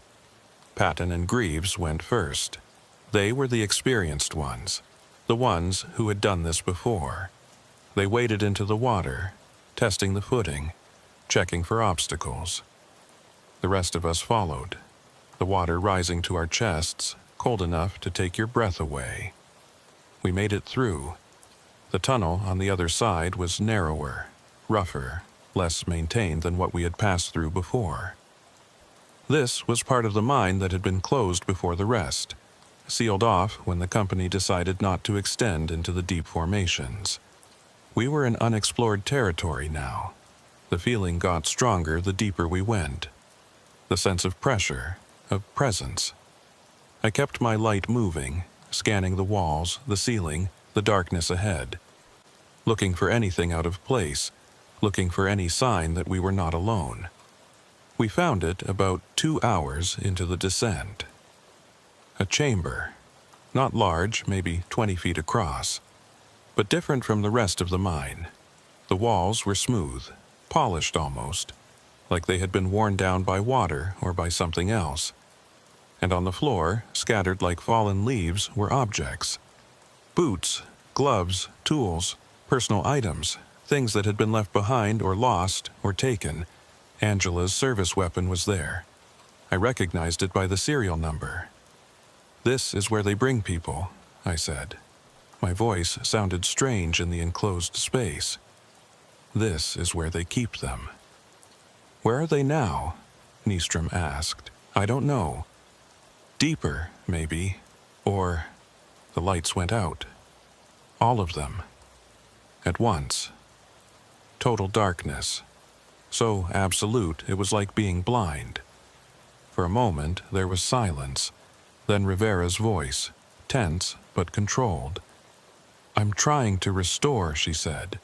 "Equipment failure. I don't know what—" The voices started, all around us just like before, but louder now, clearer, words overlapping, languages mixing, a cacophony of sound that seemed to come from the walls themselves. And underneath the voices, something else. Breathing. The slow, rhythmic breathing I had heard before. But now it was close. Now it was right next to us. Someone screamed. Greaves, I think. There was a sound of scuffling, struggling. "Hold your positions," I shouted. "Everyone stay calm." I fumbled for my backup flashlight, hands shaking, heart pounding. Found it, switched it on. The beam cut through the darkness and found them. Figures standing around us in a circle, pale, indistinct, features that didn't quite resolve into faces. They were standing perfectly still, watching us. And behind them in the darkness beyond my light's reach were more. Dozens, maybe hundreds, filling the tunnel, pressing forward, waiting. One of them stepped closer. Into the light. It was Angela, but not Angela. Her body, her face, but something wrong with it. Something in the way she moved, the way she held herself. Something in her eyes that wasn't her. "You came," she said. But it wasn't her voice. It was the voice. The woman. The many voices speaking as one. "You came for her. I'm taking her back," I said. "I'm taking her out of here." The thing wearing Angela's face tilted its head. A strange gesture, curious, like a bird examining something it doesn't understand. "She's with us now," it said. "They're all with us. The ones who came down. The ones who dug too deep. We keep them, we hold them, let them go. We can't. Why? Because they're the only way out. They're the door. While they're here, the door is open." I didn't understand, but I could see the others, the figures in the darkness, the ones who had been lost in the mines over all the years, the ones who had come down and never come back up. They were all here, all preserved, all waiting. Waiting for what? "To leave," the voice said, answering the question I hadn't asked aloud. "To come up. To be in the light again." It stepped closer. Angela's face, Angela's eyes, but nothing behind them. "We've been here so long, since before the mining, since before the people. We were here when this rock was formed, when this land was young. We live in the dark in the deep places, but we want to feel the sun again." I kept my light trained on the figure, on the others behind it. They didn't advance. The light was holding them. "If I let you out," I said, "what happens to the people you've taken?" "They stay with us. Part of us. Always. And if I don't let you out, then we wait. We're patient. We've waited a long time. We can wait longer." It smiled. Angela's smile, but wrong. But she can't wait. She's still fighting us. She's strong, but she won't last forever. Eventually, she'll stop. They all stop eventually. Eventually. I looked at the thing wearing my colleague's face, at the shapes in the darkness behind it, at the chamber full of lost things, lost people, lost hope. And I made a decision. I turned off my light. For a moment, there was absolute darkness. Then I heard the others on my team, their flashlights clicking on, cutting through the black. "Don't!" I shouted. "Keep them off!" Confusion, protests. But they listened. The darkness held. And in the darkness I felt them move closer. The figures, the voices, pressing in, surrounding us. "You think this will help?" the voice said. "You think the darkness makes you stronger? We are the darkness. We are what lives in it." "I know," I said, "but I'm not here to fight you. Then why are you here? To make a deal?" Silence. The breathing sound, all around us. Then, "What deal?" "You want out," I said. "You want to feel the sun. but you can't do it without a host, without someone to carry you up, to be your door. The voice didn't respond, but I could feel it listening. "I'll be your door," I said. "Take me. Let the others go. All of them. Everyone you've been holding here. Let them go, and I'll bring you up." More silence. Then the voice, different now, considering. "You would do this? Give yourself to us if you let them go. All of them, including Angela. She's useful to us. Strong. I'm stronger," I said. "And I'm offering. That has to count for something." Another pause. The longest yet. I stood there in the darkness, waiting, feeling them all around me, feeling the decision being made. Then, yes. The word echoed through the chamber, through the tunnel, through the earth itself. Yes. The deal was made. I felt them enter me. It's hard to describe. Like cold water filling your lungs, except it wasn't painful. Like a sound you feel in your bones, except it wasn't a sound. They came in through my eyes, my ears, my mouth, my skin. They filled every space inside me, every gap, every emptiness I didn't know was there. And I understood. They weren't evil, weren't malevolent. They were just old. Impossibly old. Older than the rocks they lived in. Older than the planet that formed around them. They had been here since the beginning, had watched life emerge and grow and spread across the surface, had felt the digging begin and the tunnels extend down into their world. They were curious. They were lonely. They had been alone in the dark for so long, and now they wanted to see what was above. They wanted to see the sun. I let them have me. Let them look through my eyes, hear through my ears, feel through my skin. I gave them what they wanted, and in return, they let go. I felt it happen. The others, the ones they had been holding. The lost miners, the missing people, the ones who had never come back up. They released them, all at once, like a breath being let out. Including Angela. I heard her gasp, heard her voice, her real voice, confused and frightened, but alive. "What?" she said. "Where?" "Get her out," I said. My voice sounded strange, layered, not just me anymore. "Get everyone out. Now." Nystrom moved. I couldn't see him in the darkness, but I heard him, heard the others, movement, activity, the sound of people being gathered, being led. Sigrid, Carl's voice. "What did you do?" "The only thing I could. Now go. Get them to the surface. I'm not leaving you here. You have to. This is the deal I made. They needed a door. I'm the door." A pause, then his hand on my arm, gripping tight. "We'll come back for you. I know." He let go. I heard him move away, heard the others following. The shuffle of feet, the murmur of voices, the lost ones, finally going home. Then silence. I stood there in the darkness, full of something that wasn't me, waiting. Time passed, I don't know how much. Hours, maybe, or days. In the dark, without them, time doesn't mean much. Then the voice spoke. Inside me, but also outside. Everywhere. "Are you ready?" "Yes. It's a long way up. I know. You might not survive. I know." A pause, then, something that might have been approval, or respect. "You're strong. Stronger than we thought. Maybe you will survive. Maybe you'll bring us all the way." I started walking, up through the tunnels, through the darkness, through the miles of earth between the deep places and the surface. I couldn't see, but I didn't need to. They knew the way. They had been watching the miners for 100 years, learning the paths, the routes, the ways in and out. They guided me step by step through the labyrinth of the old mine. I walked for hours. My legs burned, my lungs ached, My body screamed for rest, but I kept going.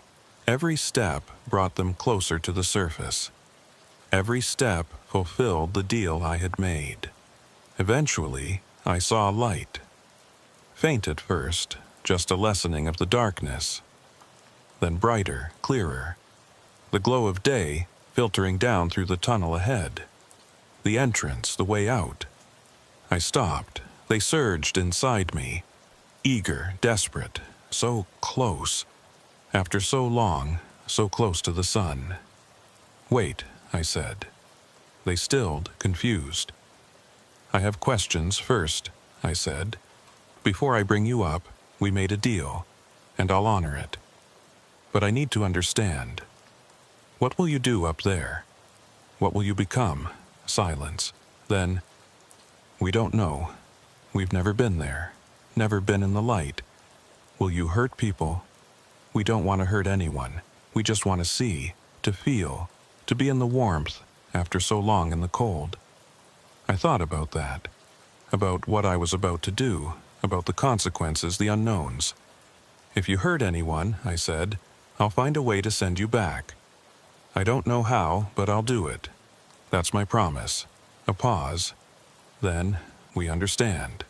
"Good." I walked toward the light. I came out of the mine on a Saturday afternoon. The light was blinding. I had been in darkness so long that even the gray winter sky was too much to bear. I fell to my knees at the tunnel entrance. Eyes streaming, skin burning, the things inside me recoiling from the brightness. Then, slowly, they adjusted. They saw the sky, the clouds, the pale sun, the trees at the edge of the mine property.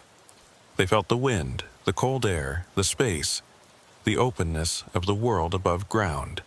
And they were overwhelmed. I felt it, the awe, the joy, the sheer wonder of it. For billions of years they had been in the dark, in the deep places under the weight of the earth. Now they were seeing the surface for the first time. It was the most beautiful thing they had ever experienced. They didn't want to hurt anyone. I had been right about that. They just wanted to see, to feel, to exist in the light after so long in the darkness. I let them have it. Let them experience the world through me, all of it. The sights and sounds and sensations. I walked through the forest, drove into town, stood on the shore of the lake and watched the sun set. I gave them everything I could, and then, when they had seen enough, they left. I felt them go. It was like the cold water draining out, like the sound fading away. They flowed out of me and dissipated into the air, into the light, going wherever things like them go when they finally reach the surface.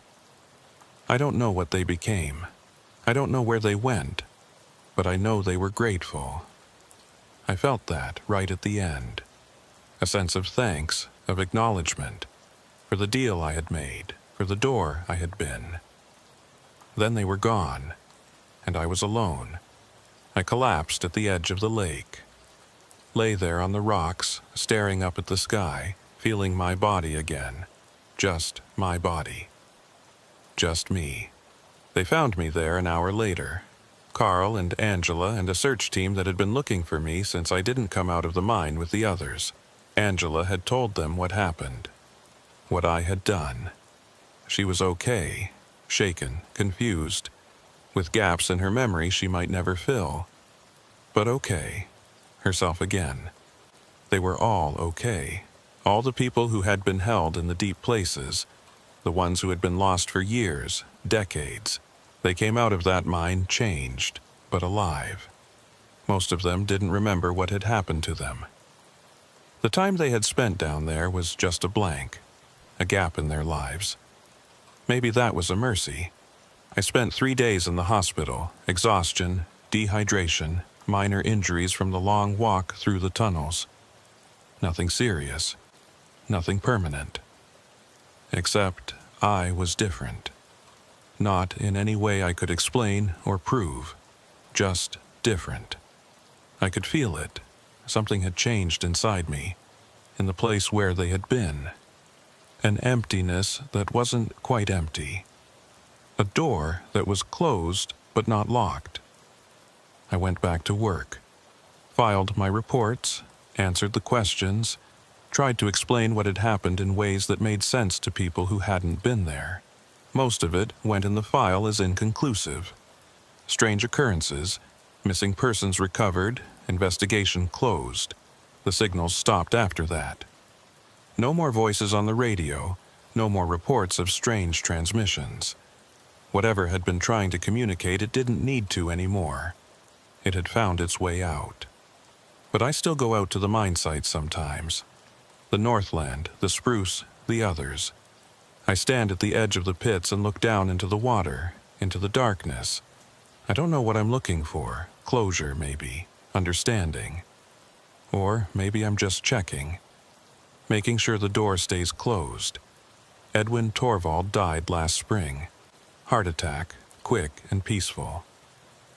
At his funeral, his daughter gave me something he had wanted me to have. An old radio, a vintage tube model from the 50s. The kind the miners used to use. I keep it in my house, on a shelf in my living room. I don't plug it in, don't turn it on. But sometimes, late at night, I hear it. A faint hum, almost below the threshold of hearing. A whisper of static, like a signal trying to come through. I don't know what it means. Maybe nothing. Maybe just the residue of what happened, the echo of what I carried inside me for those hours in the mine. Or maybe it's them, checking in, letting me know they're still out there, somewhere, in the light they waited so long to see. I hope they found what they were looking for. I hope we all do. The Iron Range is quiet now. The old mines are still there, still abandoned, still full of their secrets. People still come to see them, to photograph the pits and explore the ruins. They don't know what's underneath. They don't know what was there. Maybe it's better that way. Some things shouldn't be known. Some doors shouldn't be opened. I learned that in the darkness under the earth. But I also learned something else. Sometimes you have to open the door anyway. Sometimes you have to let things out. Because keeping them in, keeping them trapped and forgotten, that doesn't make them go away. It just makes them wait. And they're patient.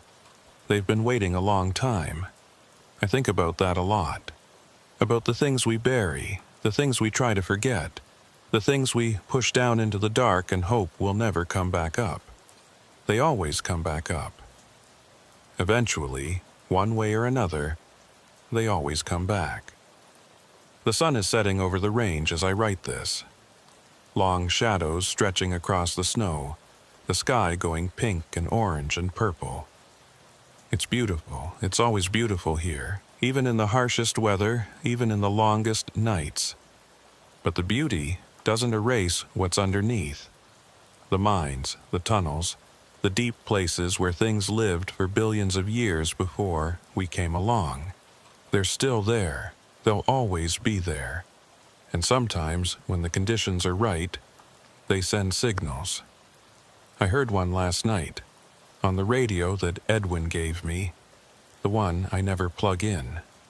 A woman's voice, faint, distant, saying something I couldn't quite make out. I leaned closer, listening, trying to understand. And I heard it. Thank you. Then silence.